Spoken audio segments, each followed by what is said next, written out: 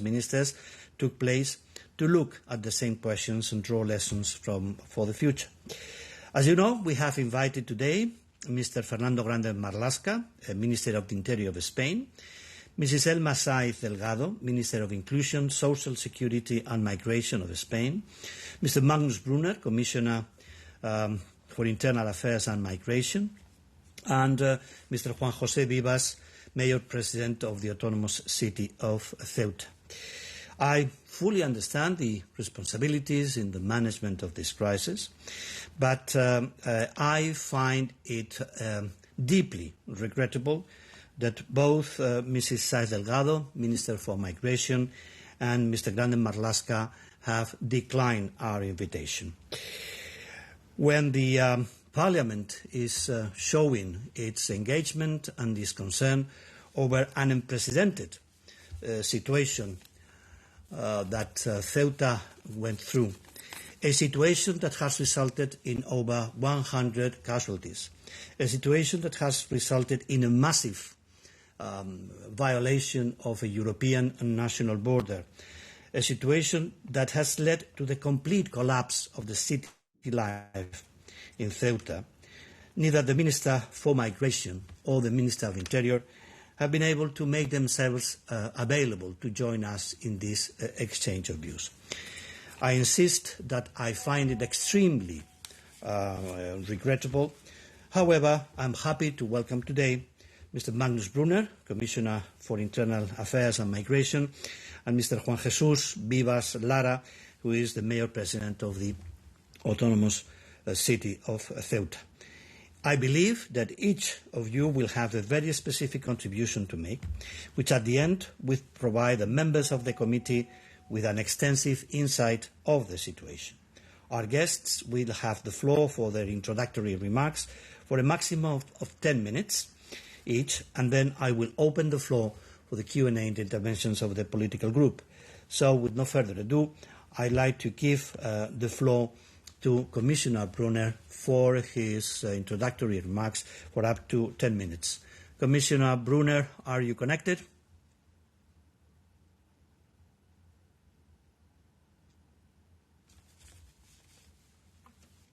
Mr.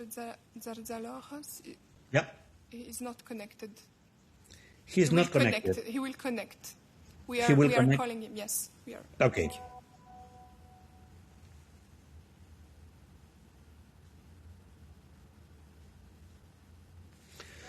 Then we can wait for these technical issues to be sorted out. And hopefully we will have Commissioner Brunner intervening very soon.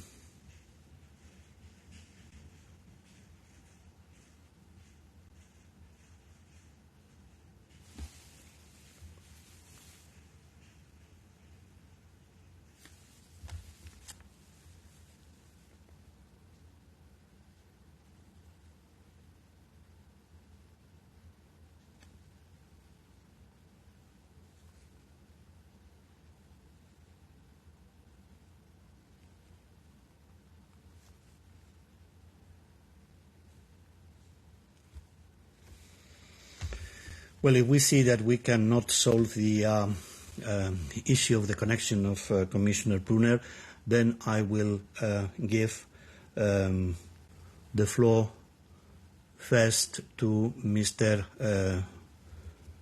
Juan Jesús Vivas.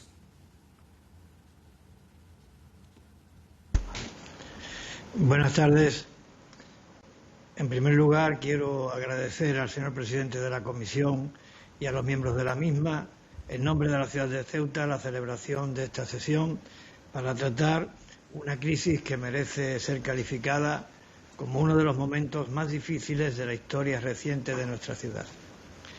Una ciudad que, como bien conocen, es la única frontera terrestre, junto con Melilla, de la Unión Europea en África, que cuenta con una historia rica y profunda y que, gracias a la condición de su gente, es un ejemplo cotidiano de los principios y valores que son pilares fundamentales del acervo común europeo. En particular, la capacidad para convivir entre personas de diferentes credos, culturas y orígenes, al amparo y con sometimiento a una misma ley, igual para todos, sin ningún tipo de discriminación. Una ciudad que es España y, por serlo, Europa hasta la médula. Lo avala el derecho, lo acredita la historia y lo quieren los ceutíes, todos los ceutíes, recen como recen y se llamen como se llamen. Un territorio donde concurren un conjunto de riesgos y amenazas sin parangón en el resto de España y de Europa. La extrapeninsularidad, el reducido tamaño, la escasez de recursos naturales, las dificultades para el desarrollo económico y la geopolítica, siempre presente, a veces en sus más crudas manifestaciones, como ocurre en los amargos días que vivimos. Según el diccionario de la Real Academia Española de la Lengua, por invasión debe entenderse en su segunda acepción la ocupación anómala o irregular de un determinado lugar. Eso es justo lo que ocurrió durante los días 30 y 31 del pasado mes de julio, cuando unas 80.000 personas, el equivalente a toda la población de Ceuta, irrumpieron en nuestra ciudad. Una calificación que, por otra parte, coincide con la realizada por el presidente del Gobierno de España, quien, el mismo viernes día 31, con motivo de su visita a Ceuta, manifestó que estábamos ante un ataque, una violación de la integridad territorial de España. En consecuencia, debemos concluir que lo ocurrido no es una crisis migratoria al uso, que se trata más bien de un episodio a través del que se ha puesto en jaque nuestra integridad, la de Ceuta, la de España, la de Europa. Es cierto que a partir del día siguiente se inició el retorno voluntario de la gran mayoría de las personas que habían formado parte de la avalancha. Un retorno igualmente masivo, cerca de 75.000 personas. Un retorno que ha aliviado considerablemente el trauma sufrido, pero que en ningún caso permite afirmar que nuestra ciudad haya vuelto a la normalidad. Ceuta no ha vuelto a la normalidad porque todavía permanecen en ella entre 3.000 y 5.000 personas de las que entraron los fatídicos días 30 y 31 de julio. Porque los centros de acogida de migrantes, adultos y menores se encuentran en situación de colapso, con lo que la avalancha ha derivado en una emergencia humanitaria de enorme envergadura, a lo que se unen alteraciones del orden y un alto riesgo de inseguridad ciudadana, y porque el ánimo de los ceutíes está muy afectado. Nuestra población se siente triste, impotente, inquieta, temerosa y preocupada. Y tiene motivos, porque es inevitable preguntarse si esto no se producirá en otro momento, y ese será el definitivo para la caída al abismo, para dejar de ser lo que somos, España y Europa. Y porque se ha puesto en evidencia ante los ojos del mundo que somos extraordinariamente vulnerables, que nuestra seguridad e integridad están en manos de un país tercero, Marruecos, que no reconoce nuestra soberanía. Con base en lo que acabo de exponer, considero absolutamente imprescindible adoptar por parte de las instancias competentes las medidas que sean necesarias para recuperar la antes referida normalidad, entre ellas las que, en forma de ejes prioritarios y de manera enunciativa y no exhaustiva, me permito señalar. La inmediata expulsión por la frontera del Tarajal de los marroquíes que han entrado de manera irregular en nuestra ciudad y que aún permanecen en la misma. La articulación de una respuesta estructural a la singular y crónica presión migratoria que sufre Ceuta por su condición de frontera terrestre de Europa en África. El blindaje de la seguridad de Ceuta y de nuestra frontera, la de todos, a través tanto de una mayor dotación de medios personales y materiales como de la realización de las obras de infraestructura que al efecto se consideren necesarias. La habilitación de los recursos necesarios en instalaciones y medios para resolver el acuciante problema del colapso de los centros de acogida de migrantes, adultos y menores. El refuerzo y ampliación de los efectivos en los cuerpos y fuerzas de seguridad del Estado. El respaldo explícito e inequívoco de las instituciones europeas, junto con la implicación y presencia activa de órganos de la misma dependientes, como son, entre otros, Frontex, Europol y la Agencia Europea de Asilo. Y finalmente la puesta en marcha de un plan que tenga por objeto paliar el impacto de la crisis en el tejido productivo local, recuperar la confianza en el futuro de la ciudad y evitar el parón del proyecto en curso sobre tránsito hacia un nuevo modelo económico centrado en la idea de más España y más Europa, verde, azul e inteligente. Para finalizar, reiterar nuestro agradecimiento, así como en nombre de todos los ceutíes poner de manifiesto dos cosas. Una, nuestro profundo dolor por el drama irreparable que ha supuesto el centenar de víctimas mortales que la avalancha ha ocasionado. La otra, nuestra absoluta confianza en las instituciones europeas para afrontar este momento tan crudo y difícil. Servimos a una sociedad que ha forjado su carácter a base de coraje y valor para resistir y de capacidad para superar las dificultades. Estamos seguros de que lo volverá a hacer, aunque para ello, insisto, resulta imprescindible el apelado apoyo de las instancias europeas. Muchas gracias. Muchas gracias, señor presidente de la Ciudad Autónoma de Ceuta, por su intervención y, por otra parte, quisiera también aprovechar esta ocasión para expresar nuestra solidaridad con toda la población de Ceuta, con sus autoridades y con todos los ceutíes que han visto tan duramente afectada su vida diaria en este episodio.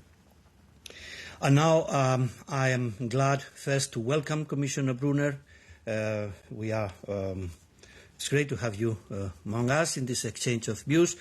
We do look forward to your remarks on your assessment of the situation and the steps to be taken in order to prevent situations as the ones we have seen in Ceuta over the last days. So, Commissioner Brunner, thanks for coming. Be welcome, and the floor is yours for up to 10 minutes. Thank you very much, Chair, and let me start by thanking you especially for organizing this video conference to discuss the situation. Thanks also, of course, to the Ceuta President. Welcome in this Libe committee. Well, it's not for me to welcome him, but good to see you at least on the screen. And let me maybe begin with what we have all jointly achieved in the last months and years, actually, and this is very real. And without it, nothing we discuss today about the way forward would actually be possible, because we have, since the 12th of June, the reformed common European asylum system in force, with screening the borders, accelerated procedures. In June, the European Parliament approved the new return regulation. We have the safe country of origin, which is in this respect, especially with what happened in Ceuta, very, very important. So our new rules are actually working, and we see that when we have a look at the numbers. The asylum applications are falling across the whole European Union by more than a quarter last year. Just to give you a couple of examples, in Germany, for instance, they are down by more than a third again this year. Sweden, for instance, registered 8,400 and something applications last year. That's the lowest in 40 years. Denmark registered 1,800 by the end of November. That's a historic low. So the illegal arrivals they decrease, and also in the Mediterranean they have fallen for 3 years now in a row, and in the first 6 months of this year just over 49,000 people crossed illegally into our union across all our external borders, and this is actually roughly as many as arrived on the Greek islands alone in the single week of October 2015. So by every measure, Europe has not had this much control over irregular migration in a decade, actually, just to put to bring those numbers up again. And then, of course, came the incident in Ceuta. And, of course, all these figures were overshadowed, I would say. In 24 hours, tens of thousands of people, and the President was just referring to that, crossed in one town, matching actually the population of the city, which is incredible. What happened there? Nothing on this scale has happened in any EU external border in 20 years, not in any single day, of course.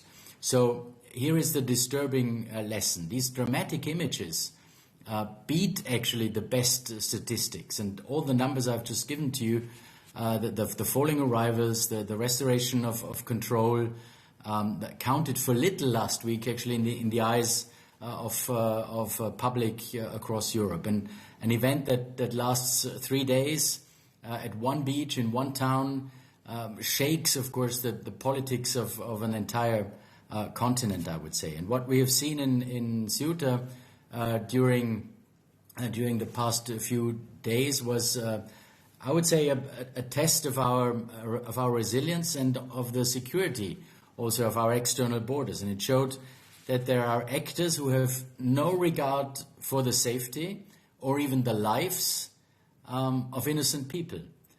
And at the same time, we cannot accept such a breach of integrity of our external borders and violation also of the security of the Union. And in that regard, the impact of criminal smuggling networks, both on people's lives and also on our security, of course, that is simply unacceptable. And I would therefore like to thank the authorities in Spain, but especially you, Mr. President, for restoring order, actually, and to work closely also with Morocco to ensure the swift returns. I also welcome the firm commitment of Spain to prevent any movements towards the mainland and therefore towards the European continent. So thanks to these efforts, I think altogether the integrity of the Schengen area was preserved, and the situation has been contained, and the vast majority, as you said, President, of those who arrived illegally have returned to Morocco. This is a success, I would say, and it shows that we have a robust system in place to safeguard Europe's security and sovereignty and provide also the necessary reassurances to our citizens. But the fact that we have passed this test of our resilience does not mean that we cannot do better. Of course not. I will come to the lessons learned in a moment. But let me say a few words on the support to Spain. From the very first moment, we were, of course, ready to support Spain and assess their needs also. We were in contact from the very first day, me personally with Minister Gane Malaska, but also with other officials in Spain.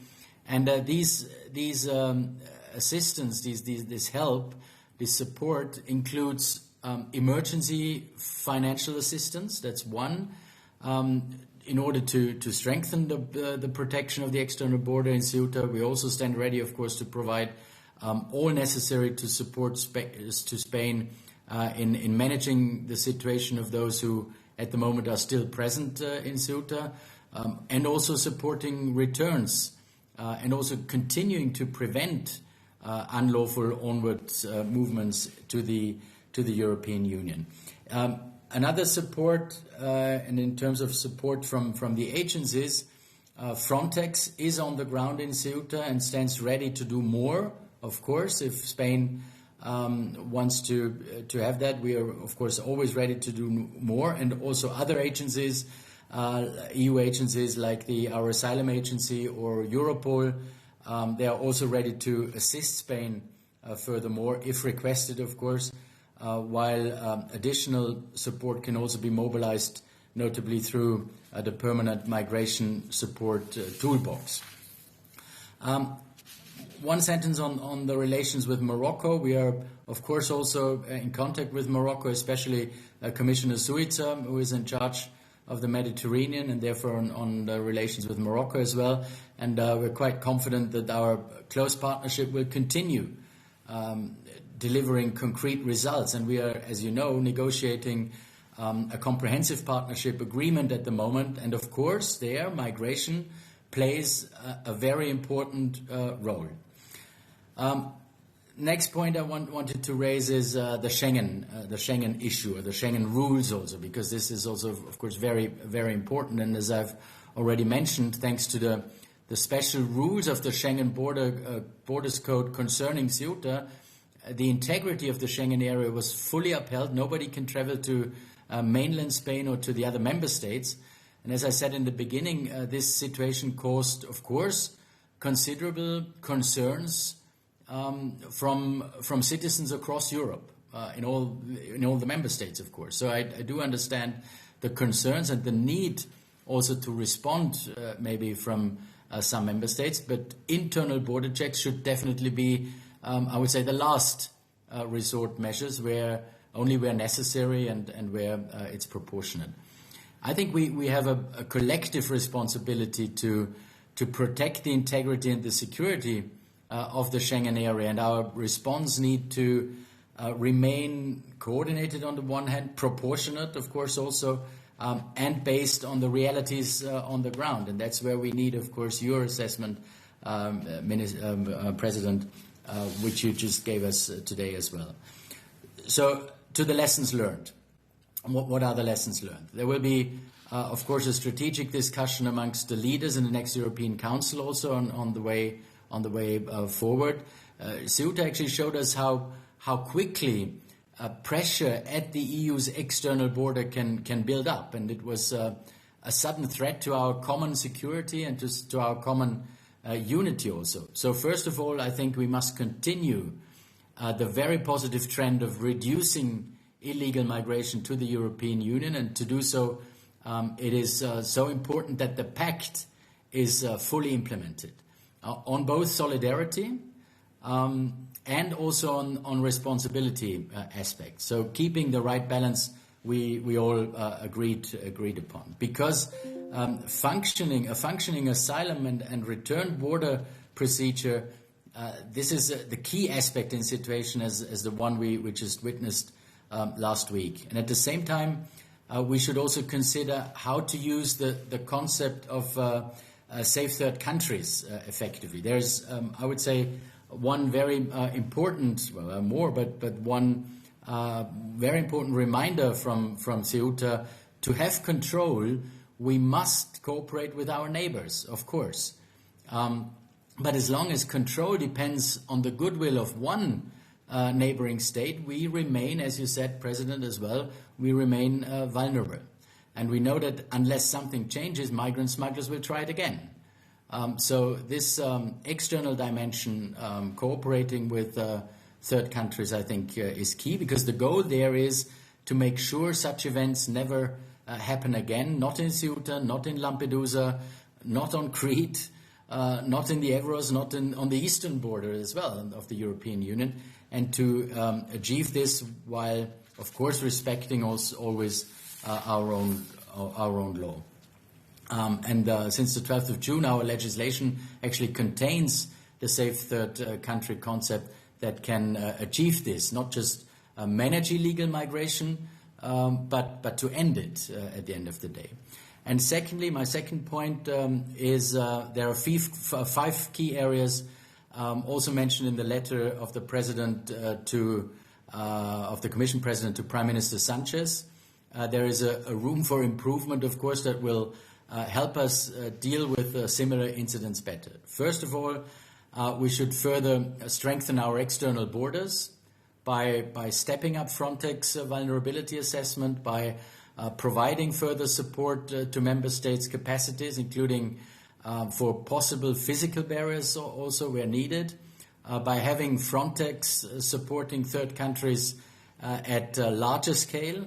And I think the upcoming reform of Frontex, where the discussions also with you, of course, will start in autumn, will provide actually for opportunities like this. The second point of these five key areas, it's about further strengthen the work with partners.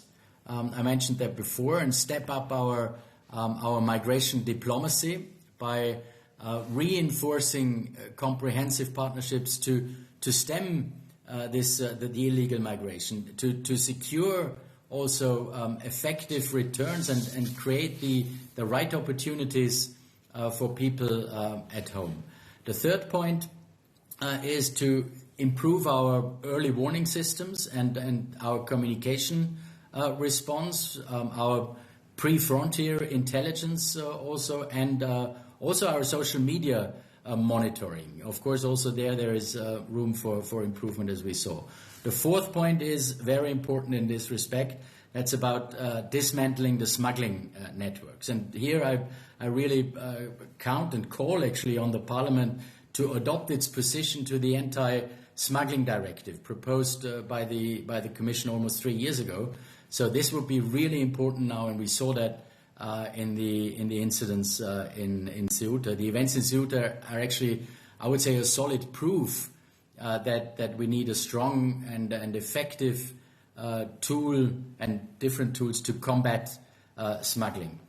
And moreover, we should also further operationalize our counter-smuggling partnerships along the migratory routes and ensure that Europol anti-smuggling center becomes a true center of excellence, and implement the actions of the global alliance also to counter migrant smuggling. And the last of these 5 points, that's about returns, reinforce returns through the newly agreed return regulation, strengthen Frontex again there to reinforce its role as a key actor of the EU common system also for returns, and also enhance cooperation with third countries. Again, on readmission, this is important, including by using all the relevant tools and policies we have at our disposal. So to conclude, Mr. Chair, this week tested us, definitely, or last week, in speed on the one hand, in solidarity on the other hand, and also in resilience to disinformation. But this week also showed then that when it mattered, the situation was brought back under control thanks to the swift actions of the region, of Spain, in cooperation with Morocco. And European solidarity, I think, is at the heart of the European Union. All member states can always count on the enduring support of the Commission and on the strength of our union to overcome this challenge. We will learn from this, certainly, and we will close the gaps also, united in protecting our external borders and in responding to the concerns of our citizens and our partners. Thank you very much. Thank you, Commissioner, for your remarks. And then I would like to open up the round of interventions for political groups. There will be 2 minutes for your questions, and also there will be 2 minutes for our speakers to answer them. Please keep your interventions within the time allocated and be as specific as possible so our speakers also can answer your questions in the most specific way.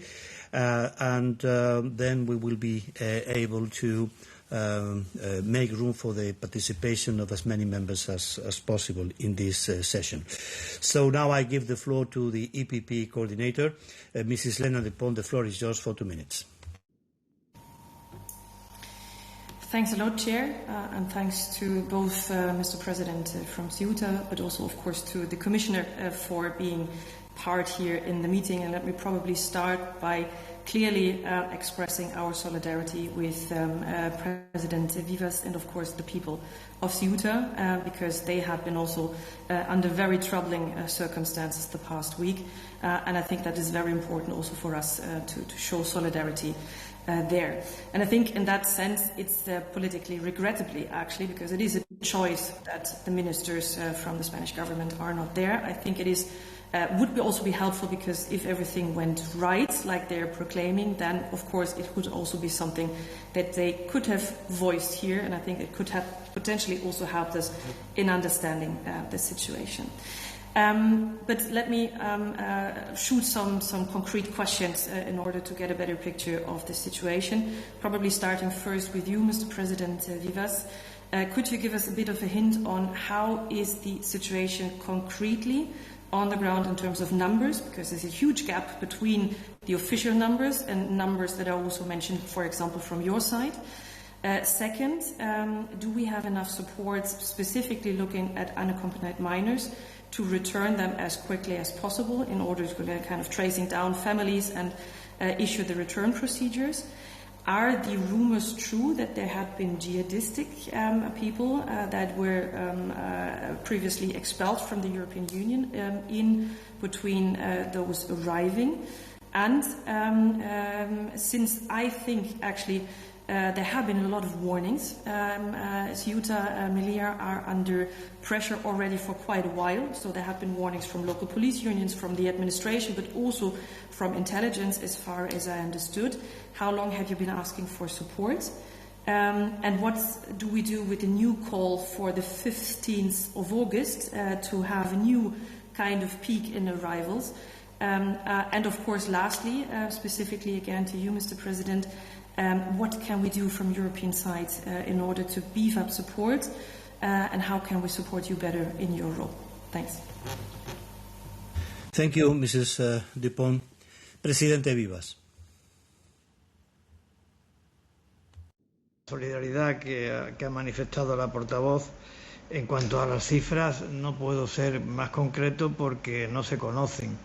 Yo creo que el hecho de que no conozcamos las cifras en estos momentos de las personas que permanecen en Ceuta pone de manifiesto la precariedad de medios con la que todavía se está actuando para abordar la situación. Sería hora de conocer al menos que hubieran sido identificadas las personas que permanecen y tuviéramos un número exacto para iniciar los correspondientes expedientes de expulsión por la frontera del Tarajal.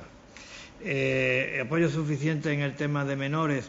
Mire, ahora mismo la acogida de menores por parte de la ciudad autónoma de Ceuta sobrepasa en un 2.600% la acogida que la misma ley le establece como una situación crítica de acogida. En 2024 tuvimos un episodio de esta misma naturaleza, aunque de menor dimensión, y se puso de manifiesto que con la legislación en la mano y según las convenciones internacionales que también existen, el retorno de los menores al país de origen es prácticamente imposible porque, entre otras cuestiones, se requiere la aceptación expresa del menor. No tenemos ningún conocimiento en las autoridades locales de que entre las personas que permanecen en Ceuta en estos momentos haya yihadistas. No tenemos ningún conocimiento de eso. En cuanto a los avisos, desde el día 20, y habida cuenta que antes de la avalancha, en las semanas precedentes, se estaba produciendo un incremento continuo de las llegadas a Ceuta por vía marítima, que llegaron a culminar al día en unas entradas de 500, nosotros alertamos y avisamos a distintos ministerios, al Gobierno de la Nación, acerca de la situación tan preocupante que estábamos viviendo. Todavía no había venido la avalancha, no conocíamos la avalancha, no teníamos información, lo hubiéramos dicho, pero sí pusimos de manifiesto que se estaba intensificando de manera preocupante los flujos de llegada. Y el 15 de agosto es la prueba palmaria de que Ceuta vive angustiada, porque aparte de la angustia de aquellos 2 días en la que no sabíamos cuántos entraban, para cuánto tiempo entraban y para qué entraban, ahora mismo también, yo lo he puesto de manifiesto en mi primera intervención, no sabemos si esto se volverá a repetir, porque lo que ha quedado en evidencia es que nuestra frontera es absolutamente vulnerable. Muchas gracias, señor presidente Vivas. And now I'll give the floor to S&D Group. According to my notes, it will be Mr. López Aguilar who will be intervening. Mr. López Aguilar, floor is yours for 2 minutes.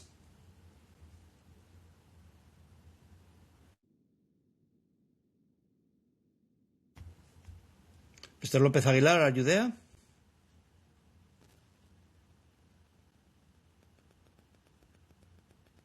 Mr. López Aguilar, could you please press on the mic and camera button?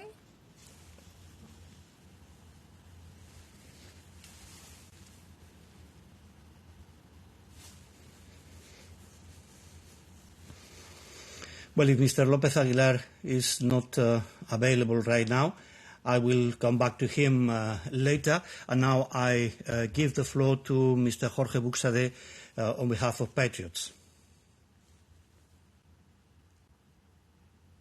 Mr. Buxade, are you there? Muchas gracias.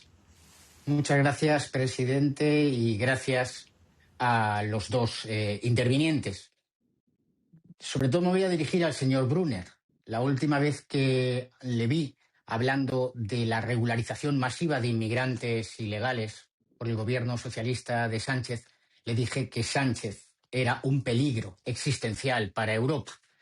Lamento tener razón y lamento más su discurso complaciente con las posiciones políticas del gobierno de Sánchez. Miren, más de 80.000 personas lanzadas contra las ciudades españolas de Ceuta y Melilla en menos de 24 horas, coordinado desde las redes sociales, con la colaboración, porque lo hemos visto en los vídeos, en las redes sociales, nadie nos puede engañar en esto, de las autoridades marroquíes y miles de cuentas en redes que difunden una retórica agresiva contra España, aprovechando esa criminal regularización masiva de Sánchez, no es un acto de inmigración ilegal.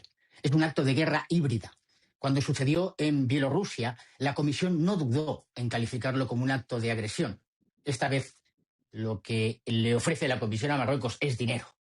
No sé si su silencio viene porque se lo ha pedido el gobierno socialista traidor de Pedro Sánchez o porque el lobby marroquí tan infiltrado en Bruselas ha conseguido su objetivo, o por ambos a la vez. Pero si se sigue considerando esto como un caso de inmigración ilegal, volverá a suceder. Europa ha sido objeto de un acto de agresión desde un Estado extranjero, y lo que nos dicen es que Marruecos ha colaborado activamente, sí, en no defender su frontera y permitir la llegada masiva. ¿O se creen ustedes que las mafias son capaces de movilizar a 80.000 personas de forma coordinada? El gobierno socialista les ha mentido, señor Brunner. Nosotros, los españoles, ya lo sabemos porque el gobierno miente todos los días. La duda es si ustedes lo saben y miran a otro lado o si, por el contrario, también quieren ser partícipes. El gobierno socialista no está en esta reunión, pero es que tampoco está al mando del gobierno en España. El presidente está de vacaciones en su palacete, perfectamente protegido y fijando una zona de exclusión marítima, esa zona de exclusión marítima que se ha negado durante años a la ciudad de Ceuta o a la ciudad de Melilla para protegerla. Creo que se acabaron ya las medias tintas con el señor Sánchez y la Comisión Europea, si quiere realmente cumplir sus funciones, debe llamar a las cosas como lo que son. El señor Sánchez, repito, es un peligro existencial para Europa. Y por lo tanto, la pregunta es, ¿en qué momento, por parte de la Comisión, se va a hacer un análisis correcto de esta cuestión para considerarlo de verdad un acto de guerra híbrida y, por tanto, poner en marcha todos los mecanismos diplomáticos en nombre de la Comisión para poner fin a las agresiones al espacio europeo? Gracias, señor Buxadé. Commissioner Brunner.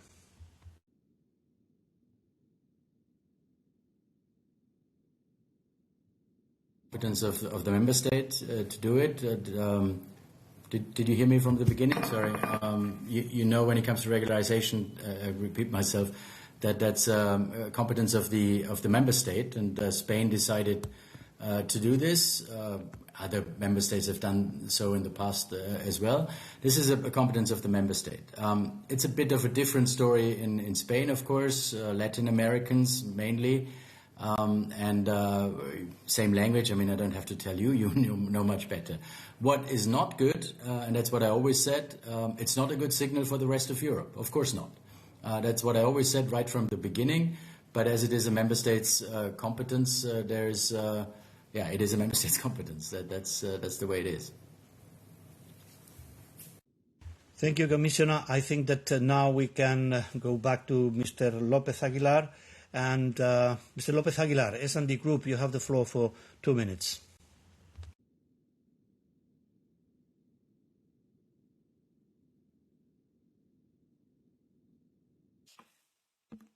Mr. López Aguilar, could you please press on the mic and camera button? Of course I do. ¿Me escuchan? We can hear you. Perfect. Okay. Thank you. Ok, lo he presionado desde el primer minuto. Empezaba por un saludo y toda la solidaridad de la ciudadanía de Ceuta representada en esta reunión por su presidente, señor Vivas. Se ha vivido una situación crítica. Más de 70.000 personas en 24 horas. Y la respuesta del Gobierno ha sido eficaz e inmediata. Han acudido en la misma jornada crítica el ministro del Interior y el presidente del Gobierno, después de haber consumido largas jornadas combatiendo los peores incendios que se recuerdan en la historia reciente de España.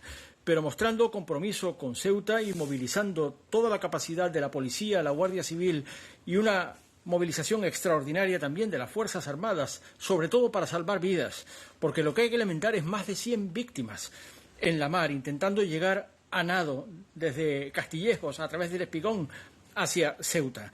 Y, por tanto, esa tragedia debe ser depurada, porque hay que investigar las responsabilidades y no puede pasarse por alto.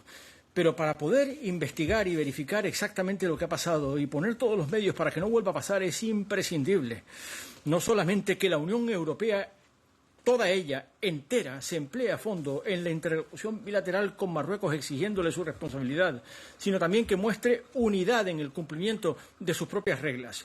Hemos trabajado para poner en vigor un pacto de migraciones y asilo fundado en los principios de responsabilidad compartida y solidaridad vinculante.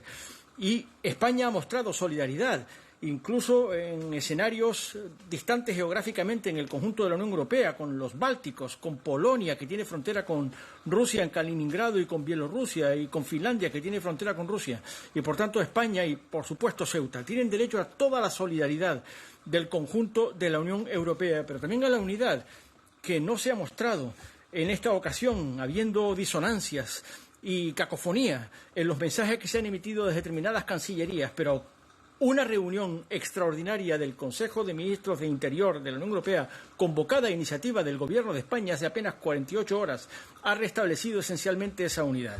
Y, por tanto, creo que lo imprescindible en cuanto a las lessons learned de la que hablaba el comisario Brunner es que el comisario Brunner asegure que va a haber unidad en la defensa de esa frontera exterior tan única de Ceuta, que no solamente es la frontera terrestre de la Unión Europea con el continente africano, sino del conjunto de la renta media de la Unión Europea con respecto de la renta africana, la más desigual del mundo. Va a haber unidad en la defensa de esa frontera exterior de la Unión Europea, en la movilización de toda la solidaridad con los fondos de migraciones y asilo y de solidaridad interior que son necesarios para asistir a las situaciones humanitarias planteadas, particularmente de los menores no acompañados, que requieren una redistribución que está contemplada en la legislación española, en el conjunto del territorio español, de acuerdo con una regla de solidaridad que también se practica internamente en España. Por tanto, Vaya concluyendo, señor López Aguilar. Unidad, comisario Brunner, unidad y solidaridad obligatoria en esa frontera exterior de la Unión Europea que es Ceuta. Muchas gracias, señor López Aguilar. Commissioner Brunner. Yeah, thank you very much. First of all, there is, of course, full solidarity, and there was full solidarity from the European Commission from the very first day, and took also part in the JHA Informal Council this week, and there was also full solidarity of all the member states, definitely, and the Commission showed this from that also with offered support to Spain from the very first day. The JHA Council, by the way, not to let a misunderstanding, was convened by the Irish presidency. This also shows the full solidarity with Spain. The Irish presidency, together with us, tried to get this informal JHA Council from the very first day, and that's what happened on Tuesday.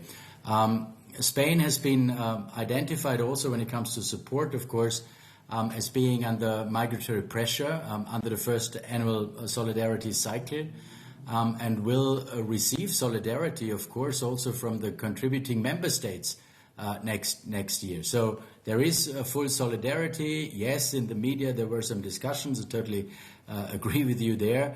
But I took part in the informal council, and I can just tell you from there, full solidarity, of course, as well. And there has to be, of course, an assessment from Spain also, which we are assessing in view of providing most appropriate assistance. And we coordinate that very closely with Spain when it comes to more funding also from home funds. So, as I said in the beginning, full solidarity with Spain there, of course. Thank you, Commissioner. Presidente Vivas, ¿quiere añadir alguna observación?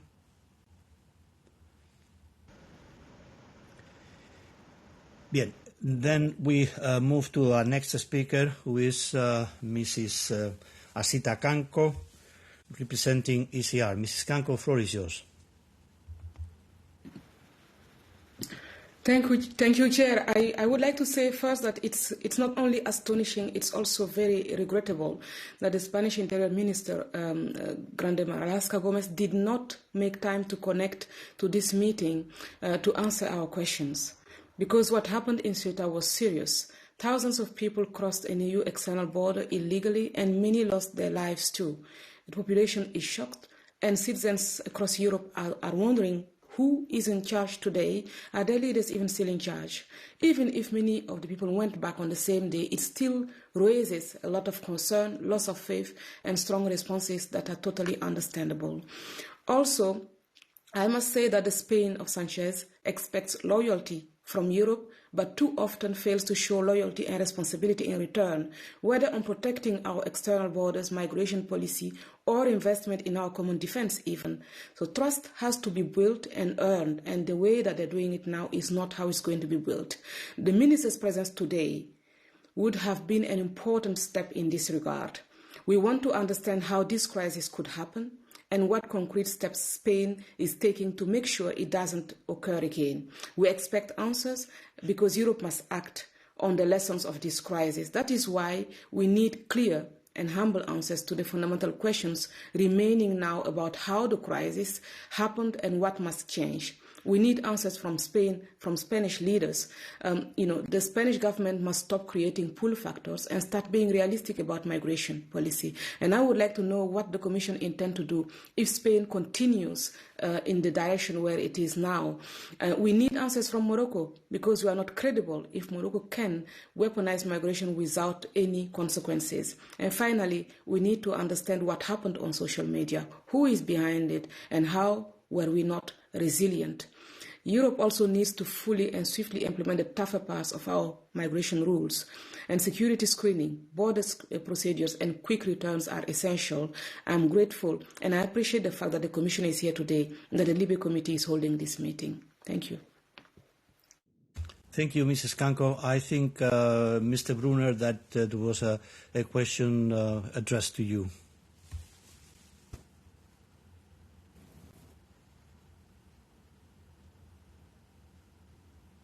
For the questions, actually. First of all, we cannot provide answers on behalf of the Spanish authorities, of course not, and as you said, that would have been a question to the Spanish authorities. But when it comes to what we have to make sure as a Commission, first of all, implementing the pact. That is key.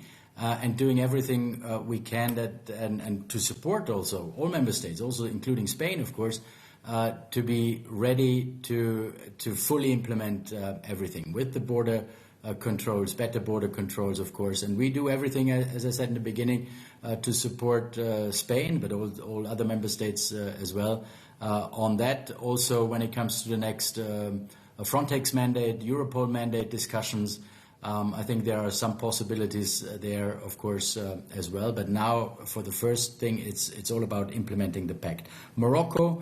On Morocco, yes, we are discussing, as I also said in the beginning, we're discussing this comprehensive partnership agreement. And there, of course, migration has to be on the table and is, of course, also on the table. And we need to use all the leverage we have as a European Union. That is visa policy on the first hand, but that's on a more general perspective, trade, development aid. So we really have to use all the leverage we have, and that's what we are also doing with Morocco, of course. On the social media monitoring, we saw that smugglers and human traffickers used that on social media. We saw that right from the beginning, of course, and the Commission, together with Frontex, with Europol, with our asylum agency, and also with member states, of course, together. We need them for that. Will fully mobilize also the existing EU framework to prevent and also to disrupt the online facilitation of migrant smuggling. This is, I think, really key, and I'll call again on the Parliament also to, as I said in the beginning, on the points and the possibilities we still have and where we need a parliamentary decision. I think this all will rely in particularly on the Digimex action under the impact. That is one. When it comes to concrete actions by Europol. I think strengthening the cooperation with online service providers through the EU Internet Forum is key. There we have all the platforms with the member states on the same table. Also enforcing the Digital Services Act, also deepening our cooperation with the companies, with the technology companies, and online platforms to detect on the one hand, but also to remove on the other hand the smuggling-related content, of course always in full compliance with fundamental rights and data protection rules. And then we have to support the member states with training in online investigation and digital evidence, also done by Europol. So I think the new Europol mandate, which we are discussing now, and also the Frontex mandate will definitely help. Thank you, Commissioner. Señor Presidente Vivas, ¿alguna observación suplementaria?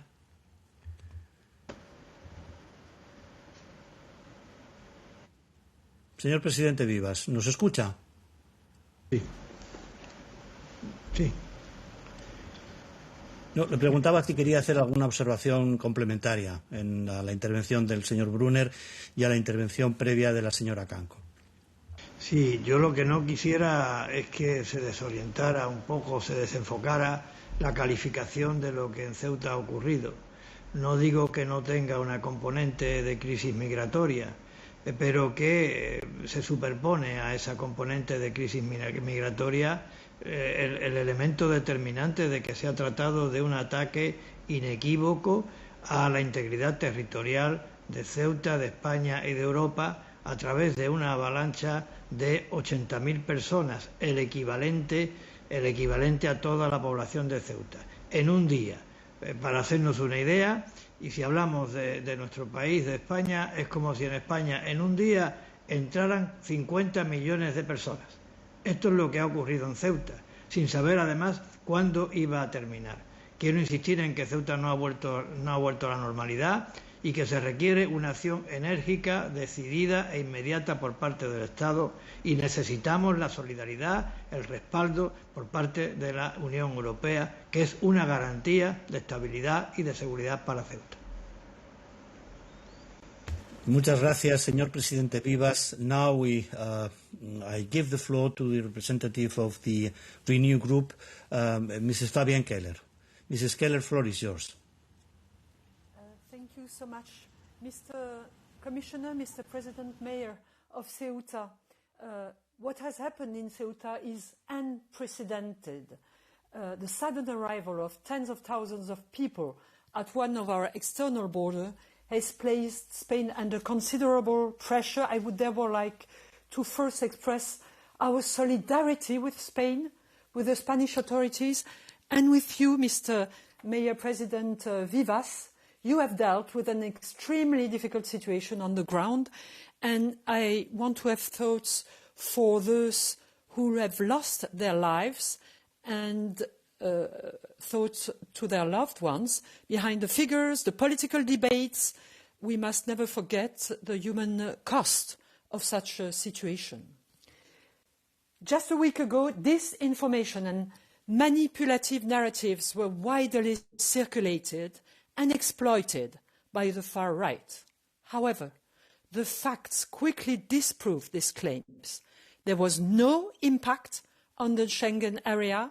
Within a few days, a very large number of people were able to return to Morocco, and the situation was very quickly brought under control.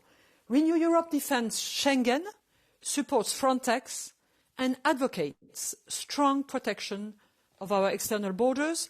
In the face of crisis, our response must be more Europe and more solidarity. That brings me, Mr. Commissioner, to my first question. What are the lessons learned from that situation in Ceuta? You talked about the 5 points that were in the letter of Ursula von der Leyen. But how can we ensure that in the future European solidarity will be applied in the same way, regardless of which member state finds itself under pressure? We recall that when Italy was under pressure in Lampedusa in 1924, we rightly asserted that migration was a political challenge and we put in place European solidarity. My second question to the two persons present: the situation must also lead us to ask ourselves what has been happening on the other side of the border. How can such an exodus on such a large scale have been possible? More broadly, how can we ensure that our dependence on third country in managing migration does not leave the European Union vulnerable? You just talked about the digital issue, Mr. Commissioner. What about the firm implementation of DSA and the important articles asking the platforms to take control of that, of some messages pushing for movements? You should be concluding, Mrs. Keller. You should be concluding. Yes, I will. How can we prevent migration flows from being exploited, as was the case in the past with Belarus, here with this migration in Ceuta, using digital networks and disinformation? Thank you so much. Thank you, Madam Keller. Mr. Brunner, the floor is yours for answering. Yeah.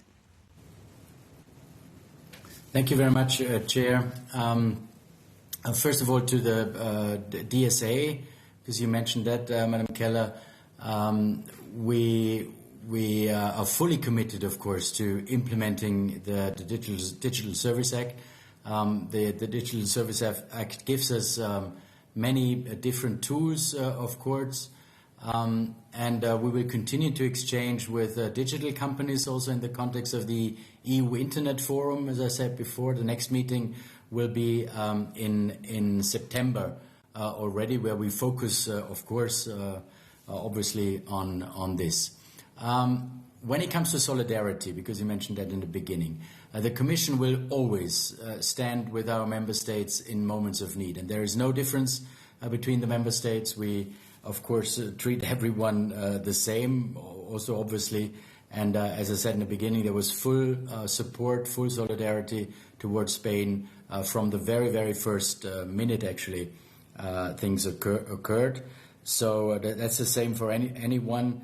And when it comes to third countries, yes, I also mentioned that before.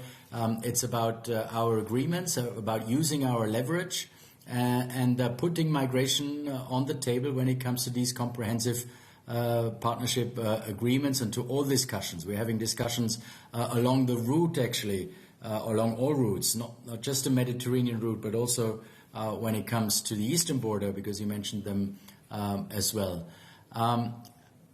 When it comes to how to avoid dependency on third countries, exactly that makes the difference. To have an assertive migration diplomacy and strong partnerships with third countries, and so that's why we now have to, and that's also in our strategy, of course, as you know, in our 5-year strategy, that we have to focus on migration diplomacy also. And then, as a last point, I mentioned that briefly, but I think this is really something which has to be put more focus on. That's our safe third country concept. Because now everyone talks about returns and return hubs, but I think we should be a bit earlier on the stage and also talk about the safe third country concept, how to apply this, and to have asylum procedures already outside the European Union, together with the whole of route approach, where we go forward as well. So migration diplomacy is key with third countries, and on DSA and on digital smuggling altogether. The next step is our EU Internet Forum in September, and fully committed, of course, to the Digital Service Act. Thank you. Thank you, Mr. Brunner. Mr. Vivas, would you like to further comment on that? ¿Algún comentario adicional? Hacer una breve reflexión, y es que Ceuta, desde nuestra perspectiva de frontera terrestre de Europa en África, somos muy partidarios, estamos muy comprometidos con que se respete el espacio Schengen. Pero creemos que para que esto se haga de manera eficaz, siendo frontera terrestre como somos, se tienen que cumplir con dos requisitos que me parecen fundamentales. Uno, que tengamos una frontera segura. Esto es fundamental. Y el segundo requisito es que los retornos en frontera sean ágiles. Y ninguna de las dos cosas han funcionado históricamente, y mucho menos con motivo de este episodio vivido en este pasado mes de julio. Además, el tener una frontera segura y el que los retornos en frontera sean ágiles, pues facilita otra cosa muy importante: disuade el que nadie intente jugarse la vida tratando de llegar a nado o por cualquier otro procedimiento de riesgo. Por tanto, también tiene mucho que ver con ese capítulo que aquí se ha señalado y que yo comparto plenamente, del drama humano, irreparable drama humano de quienes pierden la vida. Cuanto más seguras sean las fronteras terrestres, cuanto más ágiles sean los retornos en frontera, menos drama, menos personas intentarán jugarse la vida para llegar.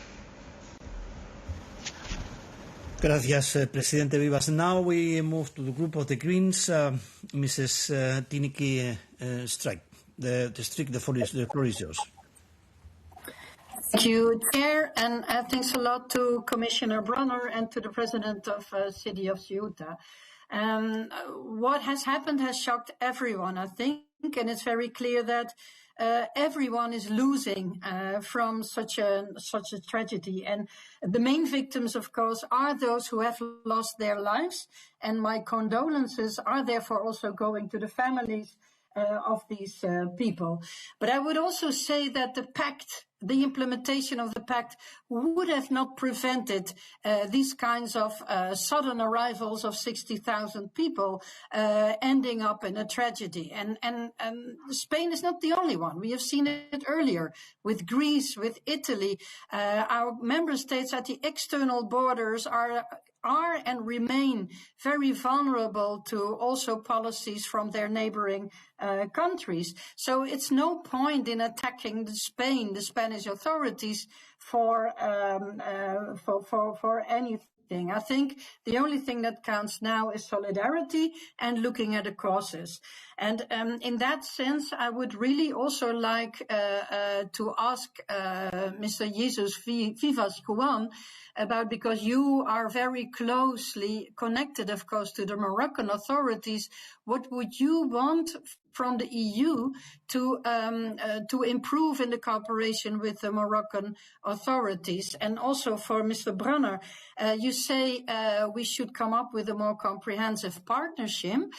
That sounds good, but as long as we are so much obsessed with stemming migration, we make ourselves very vulnerable towards our neighboring countries.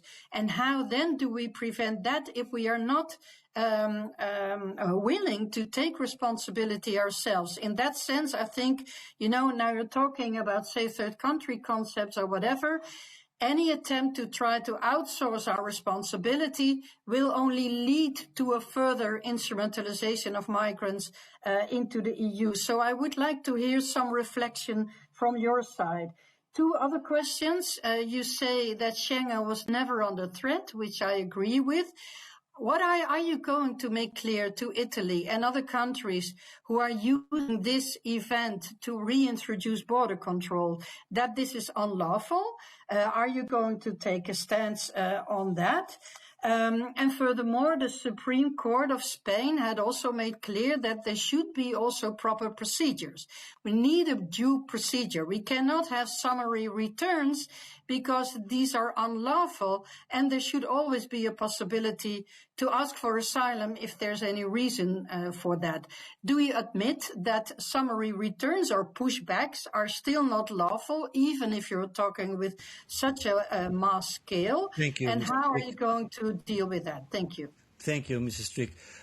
Presidente Vivas, empezamos por usted. Sí, muchas gracias.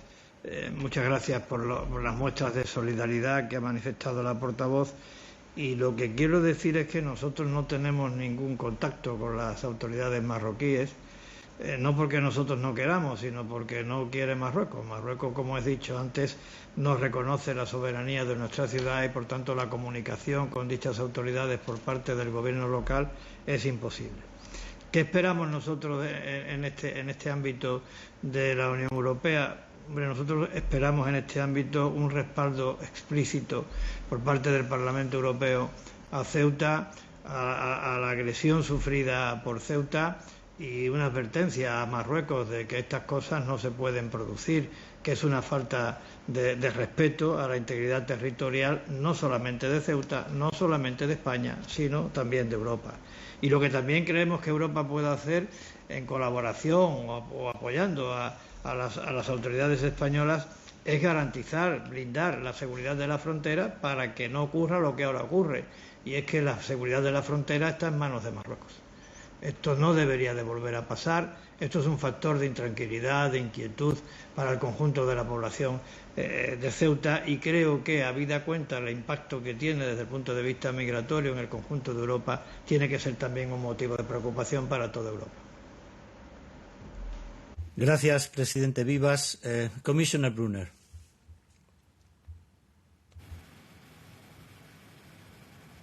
It's me? Okay. Oh, sorry, I didn't get the. Yeah, first of all, thanks very much, and maybe on these couple of topics. First of all, when it comes to our cooperation or all the our migration diplomacy and the comprehensive partnerships, our cooperation with Morocco is exactly comprehensive, and that goes therefore quite beyond migration, and we are not obsessed just by migration, not at all. But that's the sense of a partnership agreement. Comprehensive actually precisely means covering the whole range of cooperation with our partners, but also migration, of course. But we are not obsessed by anything. Migration is a key interest, of course, for all EU member states, as we just not only saw in the last week or two, but all together, and that's why we put it on the table. It's always, and I said that from the very beginning. It's always about fundamental rights as well, and our rules must, of course, always be respected. I've said this actually from the very first day. When it comes to to Italy and others. We noted, of course, the initial reactions of member states, prompted by the emergency also in Ceuta. And as I said in the beginning, there are, of course, or were concerns in the member states, which is totally understandable, because it's about it's about the concerns of the citizens, of course, as well, and governments were.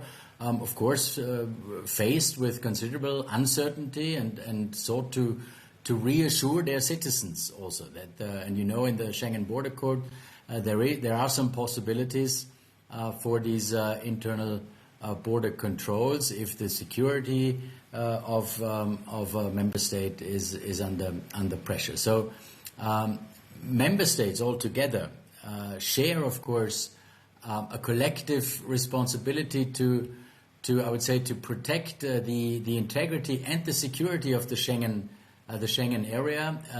Their responses always should, and I always state that, should be proportionate. They should be coordinated, of course, as well, and based always on the realities on the ground. When it comes to the Supreme Court. Yeah, of course, proper procedures, definitely, and that's why the implementation of the pact is so important. So I do see a link, of course, to the pact as well. Now you can say, and probably are right. Things can always happen also when the pact is fully implemented, but the procedures and they have to be held up, and that's also part of the court ruling.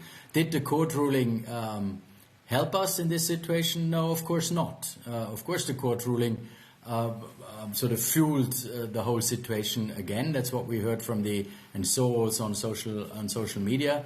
The reactions that Spain is open now for everyone, which was fueled by social media comments from the smugglers and human traffickers. So altogether it didn't help. Coming back to Morocco, just the last sentence.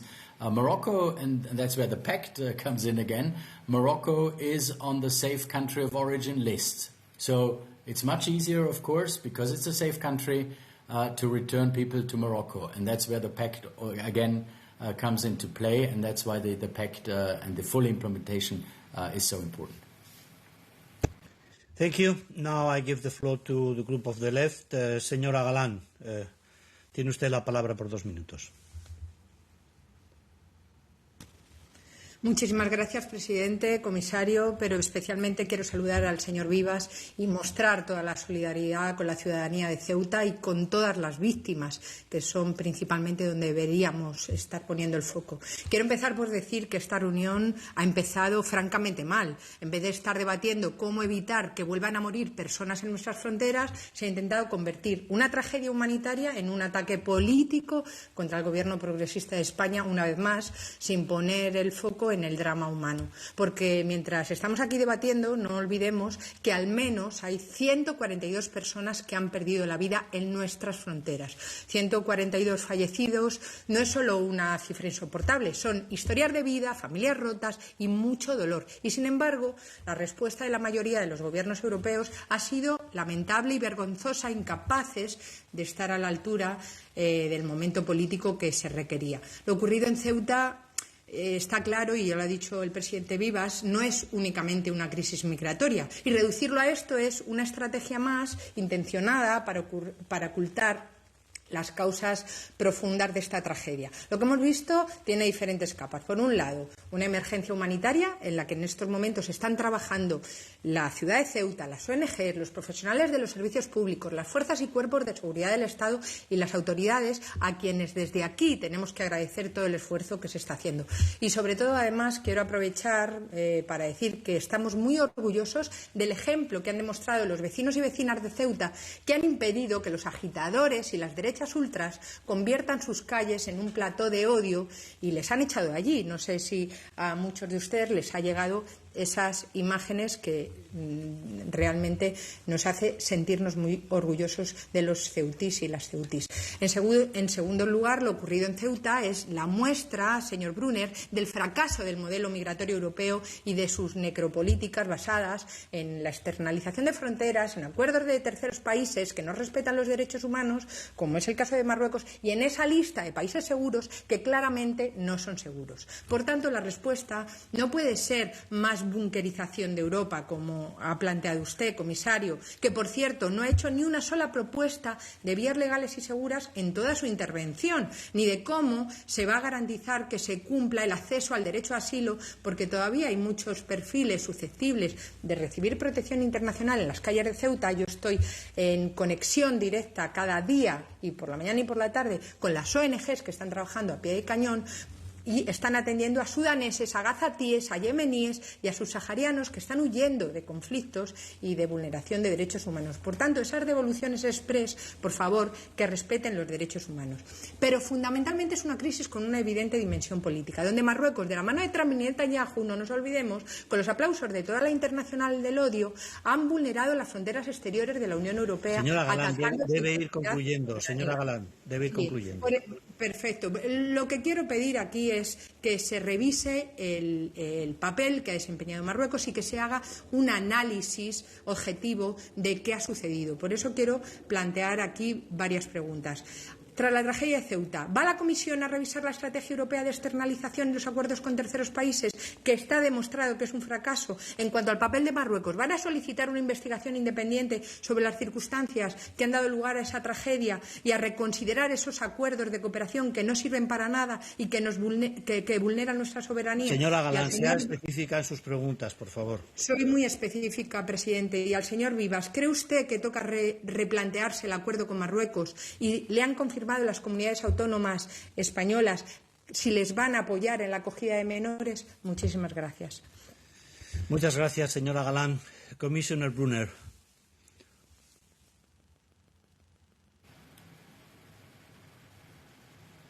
Commissioner Brunner, okay, can you hear us? Thank you. It's always a bit of a it's a bit later. Thanks very much. Paul, a lot of questions by the Honourable Member of Parliament Galan, and a lot we discussed, of course, already in the past, because you mentioned, you didn't talk about legal pathways, of course, because we can't talk about everything now, but very happy to do that, of course. We always did that in the past as well. But one thing to make clear, and there I totally disagree with you, because it didn't start with an attack, at least not from my side, attack on Spain. It started all with solidarity with Spain, and I stressed that right from the beginning. Maybe you weren't there, but I did that from the very beginning. And the second thing is whole of route approach. That's why we're discussing the whole of route approach also always, because yes, of course, it's about supporting those countries on the way, on the route. We're looking, for instance, at the moment on the route from in the eastern part, Pakistan, Bangladesh, to the Gulf countries, then via Egypt to Libya. That's why we're doing this, actually. And we're doing this also to save lives. We must save lives by stopping smugglers, putting those lives at risk without pity, without scruples, to earn a profit. And these are criminals. That's quite simple, actually. And that's why we want to do that. And that's why I asked the Parliament also, now I get a bit emotional, to adopt its position on the anti-smuggling directive. This is really key. We proposed that 3 years ago, and we need these things. So please go forward there. And then you said it has failed. The policy has failed and the pact has... No, it hasn't failed. It's the other way around. The numbers of illegal arrivals decreased by 55% in the last 2 years. We had some routes where the decrease was 90%. Alone in this year, in the first 6 months of this year, another 40% decrease of illegal arrivals. And that gives us space to discuss legal pathways on the one hand, but also protection and saving lives. It's about that. And that's why I totally disagree with you on that, not on everything usually, but we don't have to agree on everything, of course. So it hasn't failed, it's the other way around. The numbers are actually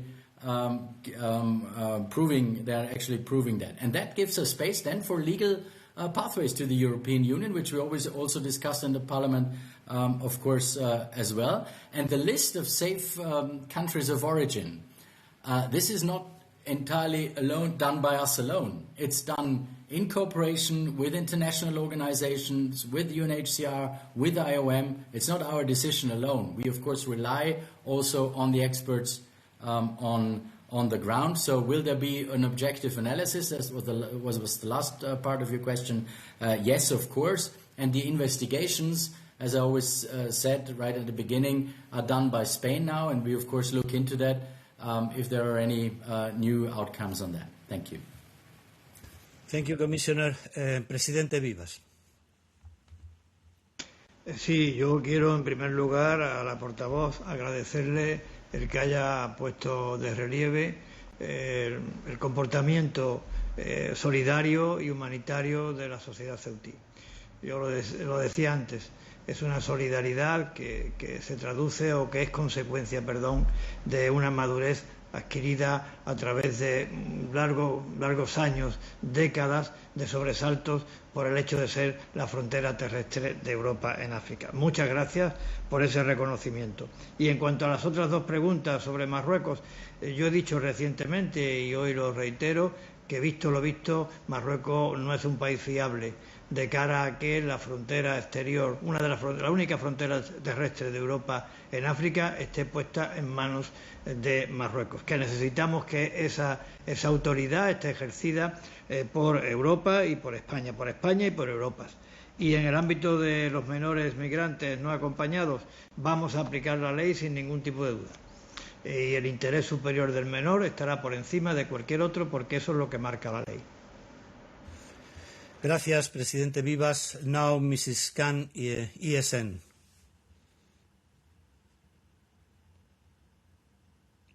Mrs. Khan, are you there? Yes, I'm here. Thank you. Ja. Okay. Ja, also erstmal vielen Dank, Herr Bürgermeister Vivas, dass Sie heute hier dabei sind. Und ich möchte auch zu Beginn erstmal Ihnen und vor allem den Einwohnern mein Mitgefühl aussprechen. Denn das, was in den letzten Tagen in Ihrer Stadt passiert ist und was die Einwohner auch erleben mussten, das ist mehr als erschütternd. Und ja, 72.000 Menschen sind innerhalb kürzester Zeit illegal nach Ceuta gelangt. Und diese Zahl muss man sich erst einmal vor Augen führen. Und Sie haben das zu Recht gesagt, es entspricht 86% der Gesamtbevölkerung Ihrer Stadt, also von Ceuta. Und auf dem Höhepunkt der Krise hat sich sozusagen die ganze Stadt verdoppelt. Und mir ist es auch nochmal wichtig, hier zu erwähnen, wie reagierte auch Pedro Sánchez. Also meiner Meinung nach übernimmt er keine Verantwortung, das muss auch hier nochmal gesagt werden. Er stellt sich stattdessen selbst auch als Opfer dar, weil 22 Regierungsstaaten seine Migrationspolitik kritisieren. Aber er ist letztendlich auch nicht das Opfer. Die Menschen in Ceuta sind die Opfer und auch die übrigen europäischen Staaten werden letztendlich den Preis für diese egoistische Migrationspolitik auch zahlen. Und deswegen stimme ich Ihnen, Herrn Brunner, zu. Volle Solidarität mit Spanien, allerdings mit der spanischen Bevölkerung und nicht mit dieser Regierung. Denn diese Regierung selbst hat falsche Anreize gesetzt, ob es jetzt das Urteil des obersten Gerichtshofes ist oder mit dieser Anreizpolitik mittlerweile sind es fast 1 Million illegale Migranten zu legalisieren. Und der Punkt ist vor allem hier, dass auch letztendlich die Minister heute nicht hier sind, ist ein klares Signal meiner Meinung nach Richtung EU. Und deswegen meine erste Frage bezieht sich einmal an Sie, Herr Kommissar Brunner. Herr Bürgermeister Vivas hat das gerade selbst gesagt. Marokko ist, was den Grenzschutz angeht, kein souveräner Partner. Und wir wissen, dass Marokko in den letzten Jahren auch von der Europäischen Union mehrere 100 Millionen Euro für Grenzschutz und Migrationsmanagement erhalten hat. Jetzt ist die Frage, wie wird die Kommission mit Marokko umgehen? Wird es Sanktionen geben, also im Bereich von Handel oder EU-Gelder, damit man klar auch Marokko zeigt? Und die EU möchte sich ja mittlerweile auch immer stärker präsentieren, dass man es nicht duldet, dass man Migration als Waffe nutzt. Also das ist die eine Frage. Die zweite Frage bezieht sich an Sie, Herr Bürgermeister Vivas. Sie sind schon eingegangen auf die Frage der Kollegin Dupont, was die Dschihadisten angeht. Das hat sich jetzt erstmal geklärt. Aber meine Frage ist auch nochmal, da geht es in Richtung Madrid, also an die spanische Regierung. Sie haben selbst gesagt, dass Sie vor diesem... You must conclude, Mrs. Khan. You must I will continue the last question. Meine letzte Frage an Sie bezieht sich, Sie haben selbst Madrid gewarnt und nach mehr Personal und Ressourcen gefordert. Fühlen Sie sich und auch Ihre Stadt letztendlich auch von der Regierung in Stich gelassen? Und meinen Sie, es wäre anders ausgegangen, wenn Sie diese Ressourcen und die Personalien erhalten hätten? Vielen Dank.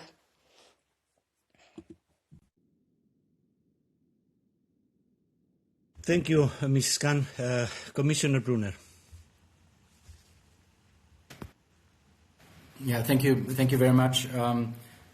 The one question on me, totally right. We have, what do we do in our negotiations with the third countries, and in this case Morocco, of course, when it comes to the comprehensive partnership agreement, and that's exactly what we try to do, to put our leverage.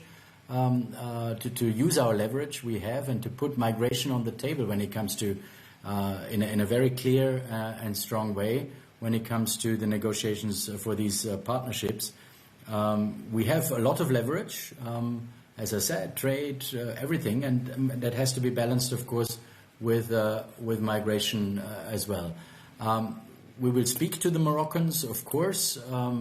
Commissioner Ceuta does that every week as partners and also friends, putting all relevant topics, of course, on the table. I think that what our EU support towards Morocco did, it helps, of course, Morocco to improve the border management in line also, of course, with human rights and international standards. And the EU and Morocco, we cooperate on migrant smuggling, on trafficking in human beings, of course, as well. So altogether, putting migration on the table, I think, is key, and I can assure you that's what we do in the negotiations on this comprehensive partnership agreement.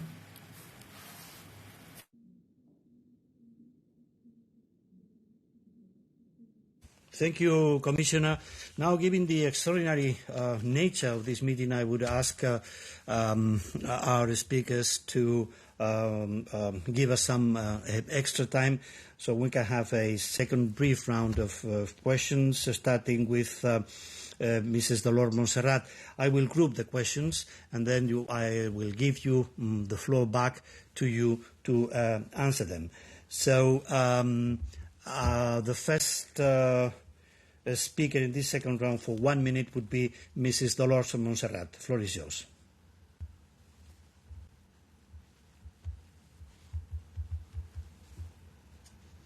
We can't hear you, Mrs. Montserrat.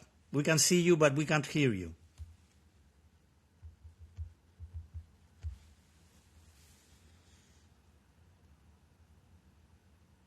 Unfortunately, there is a no. We can't hear you now. We can see you, but we can't hear you. Then we go back to you, and then I'll give the floor to Mrs. Sippel, Mrs. Birgit Sippel from the S&D for 1 minute. Mrs. Sippel, floor is yours. 1 minute. Mrs. Sippel, are you there?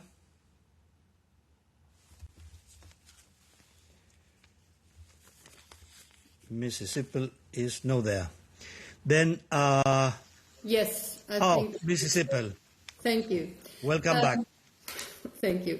First of all, let me thank you both, the Spanish government, but also authorities in Ceuta, because I think in such a crisis situation, instead of further fueling the situation, they managed very well to solve it to the biggest extent possible within only a few days.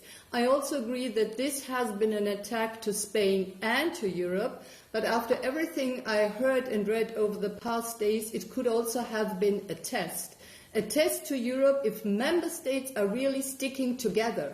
And we failed in this test, because some of the first reactions I saw was criticizing Spain, not looking into the root causes and not offering support, and I'm not talking about the Commission, but the member states. And we should be aware, when talking about digital media, that there are a number of actors around Europe who have an interest to weaken and split European Union. So I would like to ask everybody firsthand to show solidarity, and then only in a second step look into the root causes and look for solutions. I have a very precise question, because in the last days many were saying, we need to have more opportunities for Frontex. In this precise situation, Mr. Bruno, do you already have ideas what additional measures Frontex could have done in this precise situation? Because, to be honest, I can't imagine how this could have looked like.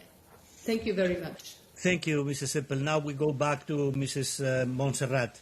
Mrs. Montserrat, you have the floor for 1 minute. I hope you have been able to solve your technical issues. Muchas gracias. Ahora sí, ¿verdad? Primero de todo nuestro apoyo al presidente de Ceuta y a los ceutís. Señorías, esto es una crisis de seguridad nacional. Ceuta vive amenazada por las consecuencias de esta crisis, más de 100 fallecidos, aún con miles de adultos y menores no identificados en sus calles, mientras Sánchez, el paria de Europa, está en su tumbona de vacaciones subiendo TikToks de música y sus ministros, Marlaska y Saiz, huyen del control de este Parlamento. Esta es la metáfora que resume lo que está ocurriendo hoy en España. Miren, hay dos maneras de afrontar una crisis de seguridad nacional como la de Ceuta. La primera es movilizar todos los recursos del Estado, coordinarse con Europa, expulsar a quienes invaden ilegalmente un Estado miembro y recuperar el control de las fronteras. La otra es permitir que 80.000 personas violen impunemente nuestra soberanía y fabricar mentiras, conflictos diplomáticos y conspiraciones para tapar un fracaso histórico. Ya sabemos cuál eligió Sánchez. Ceuta no fue un accidente. Es la consecuencia de tener un presidente con una política exterior opaca, que abandona las fuerzas y cuerpos de seguridad del Estado, que rechaza la ayuda de Europa, que sí ha creado un efecto llamada con la regularización masiva y desprecia a los servicios de inteligencia que alertaron de la invasión. Por tanto, lo único positivo de esta crisis es que Europa entera ha visto el verdadero peligro que representa Pedro Sánchez. Gracias, señora Monserrat. Solo dos preguntas. ¿Cómo es posible que no sepamos aún la identidad de los asaltantes que quedan en Ceuta? ¿Sabe la Comisión si entre ellos hay delincuentes o terroristas o lobos solitarios yihadistas? ¿Va a exigir a Sánchez que los expulse? Y lo segundo, Marruecos es un país con estrecha asociación con la Unión Europea. ¿Por qué no fueron capaces de contener la invasión? Muchísimas gracias, presidente. Gracias, señora Monserrat. Monsieur Legeri. Floor is yours. 1 minute, please. Thank you, Mr. Chairman. Thank you, Commissioner Brunner. Thank you, Mr. Mayor President of Ceuta, for your participation. We regret that the socialist Spanish ministers have not found time to be present today, but my political group, the Patriots, requested an extraordinary session of the Parliament, and we expect the socialist Spanish ministers to show up next time. Now I have more specific questions to Commissioner Brunner. My first question is whether you have been informed by the Spanish government if they intend to, based on the Pact on Asylum and Migration, if they intend to request relocation of unaccompanied minors from Ceuta or from Spain to other EU member states. I also would like to know if the Commission has been informed by the Spanish government about terrorist infiltration to Ceuta. I also would like to know if the Spanish government has formally accepted or rejected the offer made by the European Commission to deploy Frontex, and what kind of services could be delivered. For example, surveillance, for example, use of satellite pictures in order to anticipate next time such an attack on Ceuta. Is it to use the return support to return those staying or remaining illegal migrants to Ceuta, from Ceuta to Morocco? But I would like to know more about the cooperation, the real, actual cooperation between the European Commission and the Spanish government. And the last question to the Mayor President of Ceuta, if there is any specific political message you would like us to convey to the European Parliament and also to other countries in Europe and also to media in Europe, feel free to say what you would like us to say. Thank you very much. Merci, Monsieur Legeri. Now for 1 minute, Mrs. Teodorescu. Mrs. Teodorescu.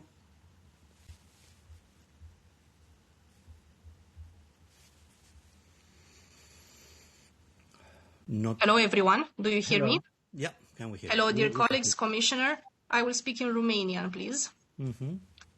Stimate domnule comisar, am fost surprinsă să ascult alocuțiunea dumneavoastră, pentru că sunt convinsă că știți foarte bine ce este traficul de persoane. Ați vorbit foarte mult despre trafic de persoane și ceea ce s-a întâmplat în Ceuta, din păcate, nu este trafic de persoane. Asistăm la un atac hibrid de-a dreptul în ceea ce privește frontierele Uniunii Europene și trebuie să fim pregătiți pentru așa ceva. Întrebarea mea are legătură cu faptul că sunt raportor din partea grupului ECR în dosarul privind regulamentul Schengen și aș vrea să știu în ce măsură Comisia înțelege să susțină introducerea în legislație a definirii termenului de atac hibrid care până la acest moment nu este prevăzut în legislația europeană și pe care eu l-am propus în acest dosar cu privire la spațiile Schengen. Thank you so much.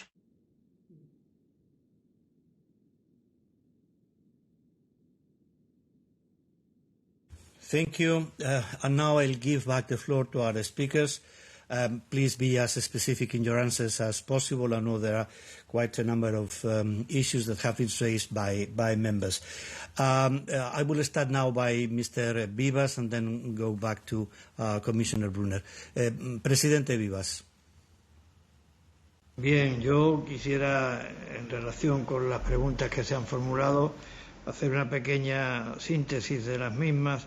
Y lo primero que quiero decir es que en cuanto al comportamiento por parte del Gobierno de la Nación en esta crisis, nosotros anticipamos no que se iba a producir la avalancha, porque esto era imposible de saber, pero en las semanas previas a que se produjera la avalancha, sí manifestamos que se estaba produciendo un incremento preocupante del número de llegadas, hasta el punto de que en prácticamente una semana, 7 días, habían llegado a Ceuta a vía marítima 1.500 personas. Y al mismo tiempo que manifestábamos esta preocupación, también solicitábamos que se aplicaran medidas excepcionales para abordar esta intensidad en los flujos de entrada. Estas peticiones no fueron atendidas y luego llegó la avalancha, y en la avalancha creo sinceramente con absoluta objetividad y desde la más absoluta lealtad institucional, sentido de Estado y responsabilidad, como tal tuve la ocasión de decirlo con motivo de la visita del presidente Sánchez a Ceuta, que la reacción por parte del Gobierno de la Nación fue tardía e insuficiente. Y creo que a día de hoy sigue siendo una reacción insuficiente, como prueba el hecho de que aún no sabemos el número de personas que permanecen en Ceuta, aún no se han desplegado los cuerpos y fuerzas de seguridad con la intensidad que requiere lo que estamos viviendo, aún los servicios de extranjería no han sido suficientemente reforzados para darle una agilidad a la tramitación de estos expedientes de rechazo en frontera. Lo que también quiero significar, porque ha salido que si hay que lanzar un mensaje desde Ceuta a Europa, pues el mensaje que quiero lanzar desde Ceuta a Europa es que somos Europa. Que Europa no termina en Algeciras, no termina en el continente, que Europa, como nuestras columnas de Hércules, se prolonga a la otra orilla de África, y allí Europa está muy presente. Está muy presente porque somos España hasta la médula, como decía anteriormente, y está muy presente porque en Ceuta se ponen de manifiesto de manera cotidiana y espontánea los principios y valores que forman parte del acervo fundacional de la Unión, entre ellos y de manera particular la convivencia entre personas de distintos credos, razas y culturas, personas que han hecho del respeto y la convivencia una manera de ser y de vivir compartiendo, juntos y unidos, en paz y armonía. Gracias, presidente Vivas. Commissioner Brunner. Yeah, thank you. Thank you very much. Try to be brief in my answers, starting with Madame Sippel. I think actually we passed the test. We did pass the test. Of course, there's more we have to do, and we have to do better, definitely, but I think the test has definitely been passed. But I agree with you that there was some interest to weaken the European Union and to weaken Europe altogether. Definitely, I agree with that. And I also agree on your remarks on solidarity towards all member states, but in particular in this case towards Spain. Frontex, and that's both Mrs. Sippel and Monsieur Leggeri. Frontex is present in Ceuta, but we didn't get any further requests by the Spanish authorities. Yeah, that's the situation on Frontex. Terrorist infiltration. No, we didn't have any information by the Spanish government. And Frontex, back again to Frontex, as I said, it is present. We are ready to do more, of course, and there's been no further requests by the Spanish government. On hybrid attacks, the hybrid attacks are actually covered already by our rules. I totally agree on the importance of hybrid attacks, and we have, I think, done a lot of work on this hybrid topic, especially starting, of course, on the eastern border in the last few months. Unaccompanied minors. We don't have any information from Spain there yet. The Spanish rules will apply, of course. And what is important for us is that they all said that the Spanish government told us that the Schengen area will be, of course, protected and not be affected. This is the main message we got from the Spanish government. Thank you. Thank you, Commissioner. Now I will group the last 4 interventions on the same basis as the previous one, and I will give the floor for 1 minute to Mrs. Veronika Sifrova-Strojanova from the group of Renew. You have the floor for 1 minute. Thank you. Thank you very much, Chair. Can you hear me? Yes, we can hear you and we can see you. Go ahead. Thank you so much. Thank you to both the gentlemen for being present. Please accept my deepest sympathy to the city of Ceuta and to the mayor and mayor president of Ceuta, and also my deepest condolences to the families of those who lost their lives, because it is a human tragedy, as has been echoed here. So let's not lose sight of that. Also, let me echo the need for solidarity and for unity in the face of crises such as this one. So I hope we move forward stronger and more united than ever. Commissioner, I have a few concrete questions. You mentioned the EU Internet Forum, which is about to take place in September, and the importance of deepening cooperation with online platforms. When we're looking at the operational response during the Ceuta crisis, the EU already has valuable tools for early warning, pre-frontier intelligence, and open source, as well as social media monitoring. So my question is, when did the Commission and Frontex first detect the online and physical mobilization towards Ceuta? And how was this information then assessed and shared with the Spanish authorities? And also, what preventive action then followed? Thank you very much.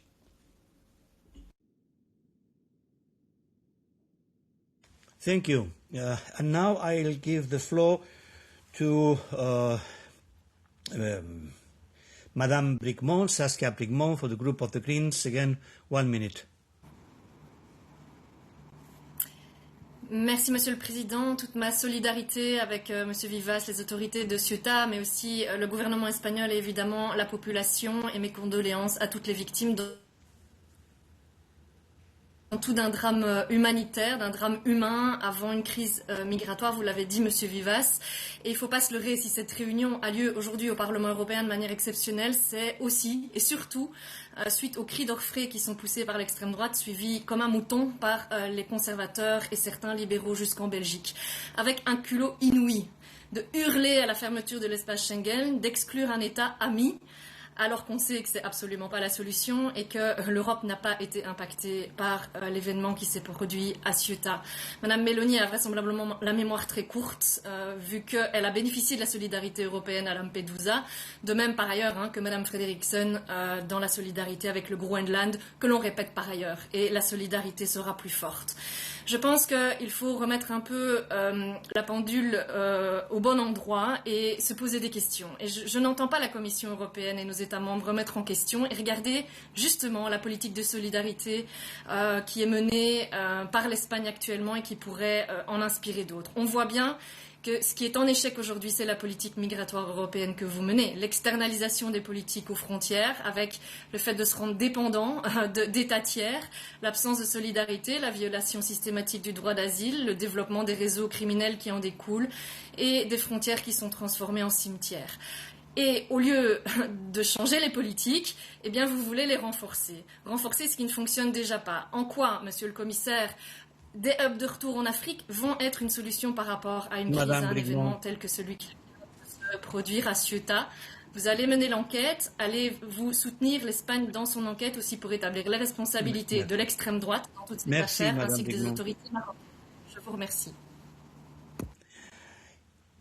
Merci, Madame Brigmont. And now I'll give the floor for the group of left to señor Barrena. Un minuto. Sí, gracias, presidente, y particularmente por haber hecho posible este segundo turno. Señorías, Marruecos utiliza el tridente de los flujos migratorios, narcotráfico y yihadismo para mantener viva la presión en favor del reconocimiento de la ocupación del Sáhara Occidental y perjudicar la relación de la Unión con Argelia. Ceuta confirma que la política de appeasement de España y la Unión Europea no funcionan. Marruecos no va a renunciar a la idea del Gran Marruecos y su reclamación territorial sobre 5 estados limítrofes, uno de ellos europeo. Y es triste, pero primero apoyaron el plan marroquí para perpetuar la ocupación del Sáhara Occidental y Marruecos sigue manteniendo la misma guerra híbrida de siempre contra Europa. Una Europa que ha financiado a Marruecos con más de 8.000 millones de euros desde el 21 en el marco de la política europea de vecindad, de ellos 2.500 millones en ayudas y subvenciones a fondo perdido y que además no aplica las sentencias del TJUE sobre el expolio de Marruecos sobre el territorio saharaui. Mi pregunta sería, señor comisario Brunner, dado el contexto de guerra híbrida, si retirará la Comisión a Marruecos de la lista de terceros países seguros y si no creen ustedes que ha llegado el momento de terminar con las políticas de apaciguamiento y confrontar en otros términos la política de guerra híbrida de Marruecos. Muchas gracias. Gracias, señor Barrena. Mr. Urik, ESN. 1 minute. Are you there, Mr. Urik?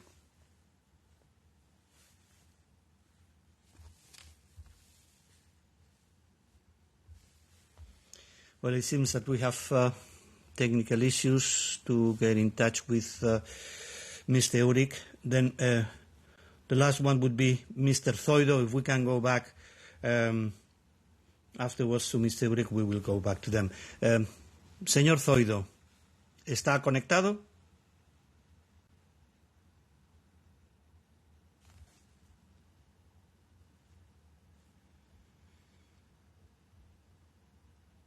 It is not the case either.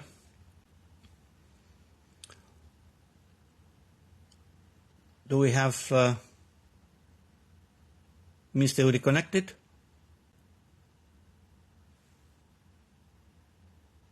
No, Mr. Chair, he's not connected. Okay.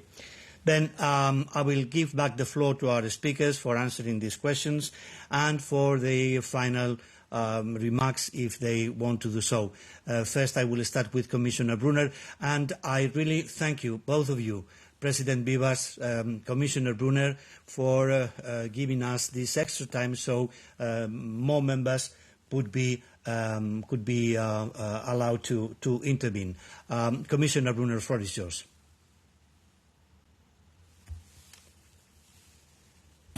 Thank you very much, Mr. Chair, and to your last remark, of course, because that's our job, and I'm always, as you know, ready to discuss everything with the Parliament, with the Libe Committee, of course. So if you ask for it, of course, we are always there and always present.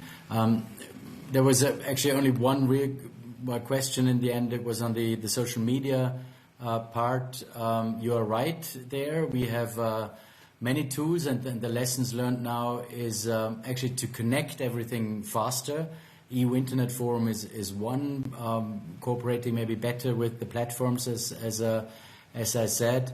But there, of course, we rely on the member states' intelligence also in these cases, and we didn't receive any real indication, actually. The events unfolded very quickly, as we all know, and also heard from Ceuta President. Numbers went from relatively low to very high within the span of a few hours, actually. We got in touch, of course, with the Spanish authorities and our agencies also as quickly as possible to gain as much information also as possible. We organized an emergency blueprint network meeting to keep all member states in the loop as well, so as quickly as possible, of course. But we can always do better, as I said in the beginning, and connecting the dots, I think, will be key. Madame Bricmont mentioned the humanitarian aspect, of course, and we are there to support Spain there as well. As you know, we were there from the very first minute, actually, from the very first hour, to support the Spanish authorities there to uphold, of course, international law, all the humanitarian aspects altogether, treat those people as well as possible. Thank you. Thank you, Commissioner. Now, President Vivas, sus observaciones finales y la respuesta a las cuestiones que le han sido planteadas. Señor Presidente, reiterarle tanto a usted como al resto de miembros de la Comisión y también, por supuesto, al comisario Brunner, el que nos hayan permitido tener esta reunión. Confirma nuestro carácter europeo de alguna manera y creo que eso es algo muy importante. En Ceuta, la integración de España en la Unión Europea y, por tanto, de Ceuta también, trajo consigo estabilidad, trajo consigo seguridad, trajo consigo confianza. Por tanto, en Ceuta sigue estando muy viva la confianza y la importancia que se le da a la Unión Europea en todo momento, pero sobre todo en situaciones tan críticas como la que estamos viviendo. Yo empecé por decir, y ahora lo reitero, que Ceuta vive el momento más difícil, más crudo de su historia reciente. Por tanto, nosotros creemos que en este momento Europa tiene que estar presente. Y para ello, si me permiten, quiero hacer dos peticiones en concreto. Una, que haya un pronunciamiento por parte del Parlamento Europeo acerca de lo ocurrido en Ceuta los días 30 y 31 de julio pasados. Un reconocimiento que ponga de manifiesto que Ceuta, el episodio no puede zanjarse con la calificación de crisis migratoria al uso. Que lo que ocurrió en Ceuta fue la vulneración de la integridad territorial de Ceuta, de España y del conjunto de Europa. Creo que un pronunciamiento del Parlamento Europeo en ese sentido daría seguridad, daría confianza, confirmaría las muchas esperanzas que los ceutíes tienen puestas en Europa y en sus instituciones. Y también pedirle al Parlamento Europeo que promueva, inste a las instancias, a las otras instituciones europeas, a que saquen lecciones, a que saquemos todos lecciones de lo que ha ocurrido y sigue ocurriendo. Y que, por tanto, se nos ayude. ¿De qué manera? Pues, en primer lugar, es lo que significa blindar la seguridad de nuestra frontera para que no esté esa seguridad en manos de terceros países. En segundo lugar, prestar apoyo a la emergencia humanitaria que estamos viviendo también como consecuencia de esta crisis y, al mismo tiempo, que con todas las capacidades diplomáticas que Europa pueda tener, que me consta que son muchas, pues que se procure que se agilice que las expulsiones de los que entraron irregularmente en nuestra ciudad y aún permanecen en la misma se pueda hacer de la manera que la vuelta a la normalidad de Ceuta requiere. Y por último, implicación y presencia activa de los organismos europeos en nuestra ciudad. Más implicación y más presencia por parte de Frontex, por parte de la Oficina de Asilo, por parte de Europol y todos aquellos que tengan que ver con el objeto que nos ha traído a esta Comisión del Parlamento Europeo. Reitero, muchísimas gracias y allí, al sur del sur, les esperamos con el corazón y los brazos abiertos. Gracias, presidente. First, I would like to express our special thanks to our speakers. Mr. Vivas, I think it was the first time that the president of the autonomous community, in this case, autonomous city in Spain, appeared before the European Parliament, so you're very welcome for that. And also we want to, and I would like to highlight the engagement of Commissioner Brunner with the Parliament. Second, as a Spaniard, not only as chair of the committee, I would like to thank the expressions of solidarity that we have received from all the groups towards Spain and towards the population of Ceuta. I think that they are very encouraging and very needed in these particular and challenging circumstances. And third, let me thank the members of our Secretariat for organizing this meeting in testing days, and also all technical staff who have made it possible for us to have this remote session, and of course the interpreters have made it possible for that. And my apologies to all the members which I haven't been able to give the floor, given the number of them, but I think that they also show the interest and the engagement of all the members of the committee with the situation and the events that we have seen in Ceuta, and we have to thank them for this engagement and the support, and obviously the participation in this extraordinary meeting of the LIBE committee. So thank you all, and the meeting is concluded.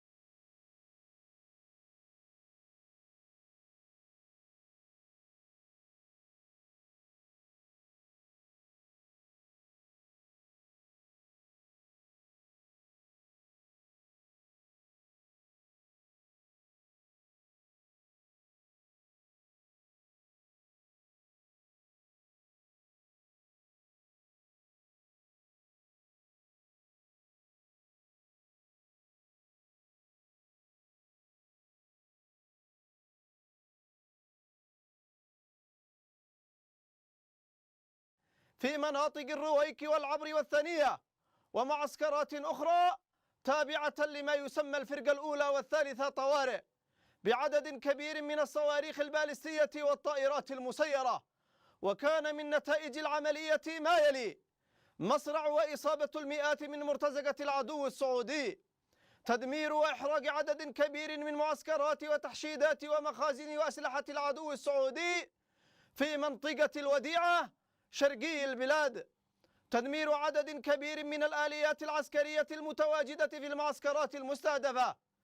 إن القوات المسلحة اليمنية تحذر العدو السعودي المجرم من أي حماقة يرتكبها ضد بلدنا وشعبنا، وسيتحمل عواقب أي تصعيد. ننصح المغرر بهم والمخدوعين من أبناء بلدنا بمغادرة معسكرات العدو السعودي والعودة إلى مناطقهم قبل فوات الأوان.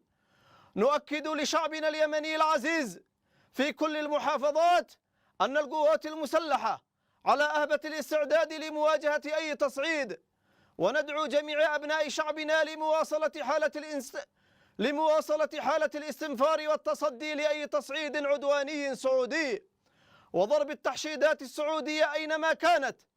مستمرون في معادلة الحصار بالحصار حتى إنهاء الحصار على بلدنا. والله حسبنا ونعم الوكيل، نعم المولى ونعم النصير.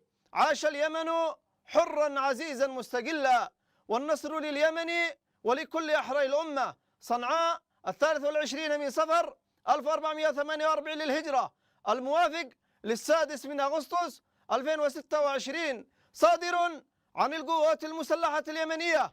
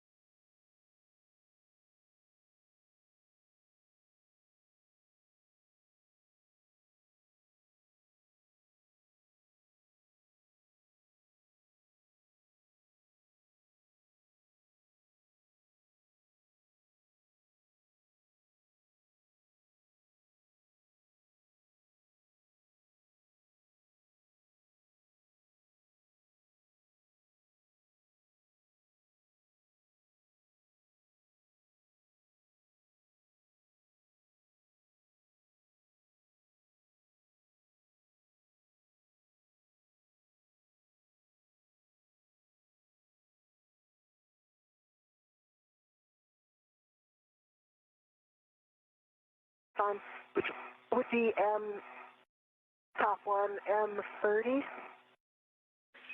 That's affirmative. All good. Your PGT, tab side first, M30 to torque.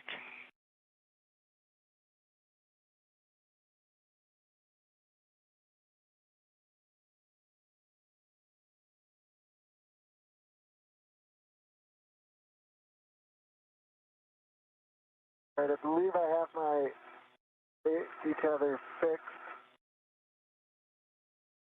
I'm headed over to the cable bag. Copy. Nicely done. And just a reminder that my tether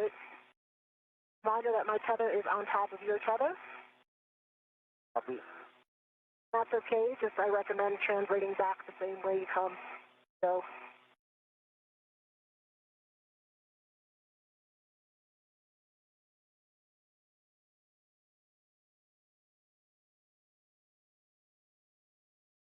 Bravo 7 and clockwise 2 is set. Good settings. Drive M30 tab side to torque. About 4 to 8 turns. I'm sorry, 4 to 5 turns. 4 to 5 turns.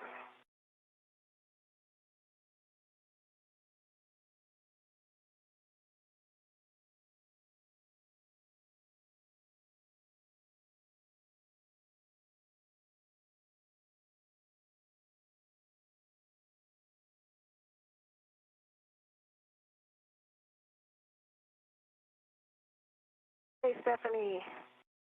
I was actually 6 turns. I got a green light and 25.3. M30, 25.3 torque, 6 turns, green light, verified tab is rigid.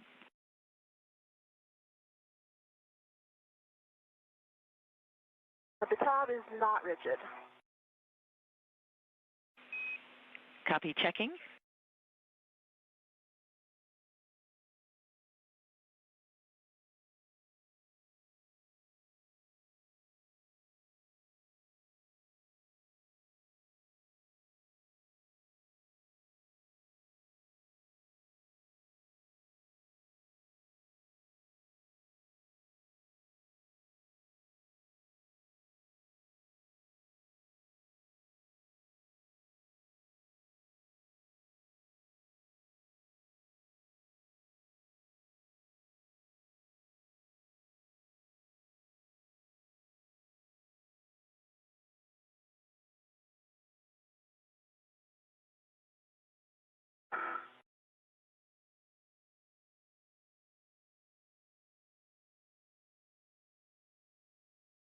Now you see the moon to the, I'm not sure what way you're facing, but. To my right, yeah, I see it.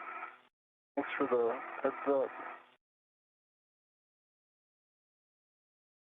I can see a future moon base there. See it too.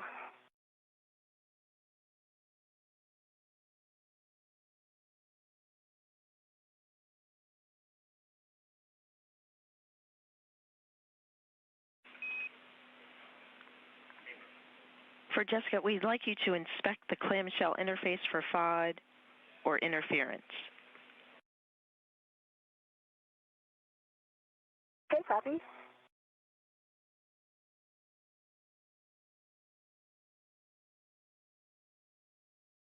Don't see any FOD or interference. It looks like it's almost all the way to the tab on both sides, but I can still move the tab. I don't know if you can see that in my view or not. But I would say it's definitely not, the two sides are not completely mated. I think I recall in the other ones they may have been a little bit tighter, but that may have been after I did the torquing with a manual ratchet.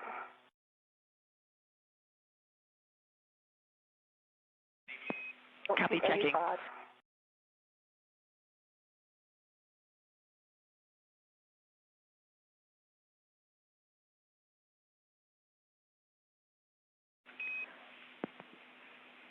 Jessica, we appreciate your words. We'd like you to drive M30 again, same PGT settings, Bravo 7, clockwise 2.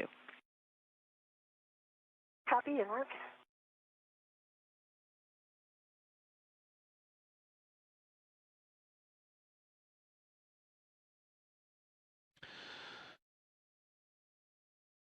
Closing in on 4 hours into today's spacewalk, Neil Menning continued to work through their tasks after installing hardware that will modify the International Space Station's 3B power channel, all in preparation for the future installation of a International Space Station rollout solar array.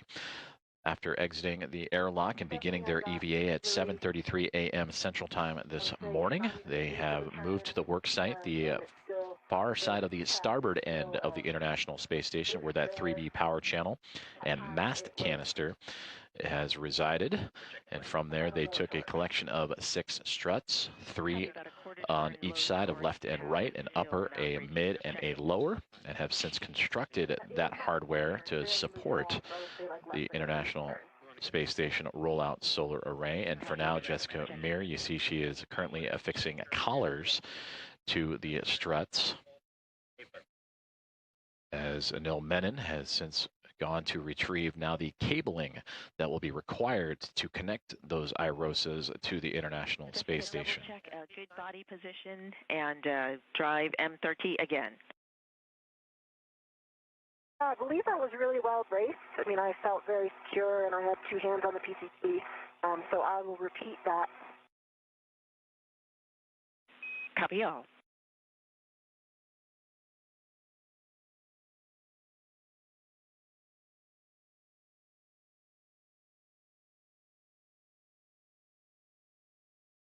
Okay, that was the same thing, barely moved. I got a good green light that time, 25.6 torque, and now the tab is almost rigid.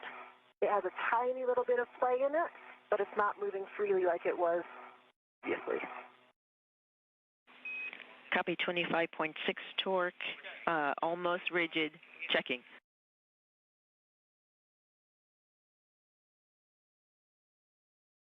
If you have a heck of view right now, I can move it for you and show you, but I'm not sure if you have a view.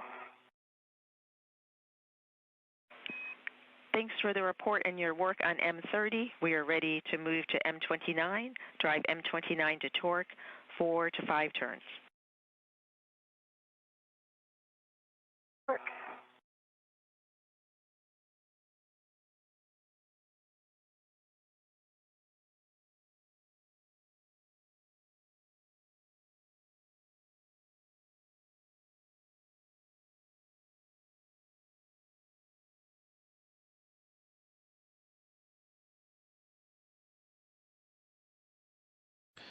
A view from the helmet camera of NASA astronaut Jessica Meir as she continues to torque down or tighten down the collars on the left mid strut. I did get a low torque that time. It's actually reading only 5.2. Red light. So I can try hitting that again, try to brace a little bit better. Yes, we'd like you to drive M29 to torque. Anil, nice work with the cables. And a nice update there for Anil Menon as we continue to monitor Jessica Meir's tightening of that left mid-strut collar. She will then move over to do the right mid-strut collar, part of the assembly that they did earlier on in today's spacewalk. And you heard the update on Anil Menon. He has since gone off and grabbed the cabling required to set up the portion of today's spacewalk that'll help the future spacewalkers connect the International Space Station rollout solar array to the space station's power systems and provide additional power to support critical station operations. The tab side to final torque. Okay, copy, and just wanted to give you one note before I do that. Maybe it's expected at this phase, but I do remember, like last time we did this, there was an uneven gap. Right now, it looks like there is still a gap that it's fairly even. It does look like it's a little bit more open on the M29 side. Very slightly. Definitely not the same difference as the previous one I installed. Copy the report and appreciate the words. We are still ready to manual ratchet clockwise M30 to final torque. Copy. I'm in manual ratchet. I'll put that in work.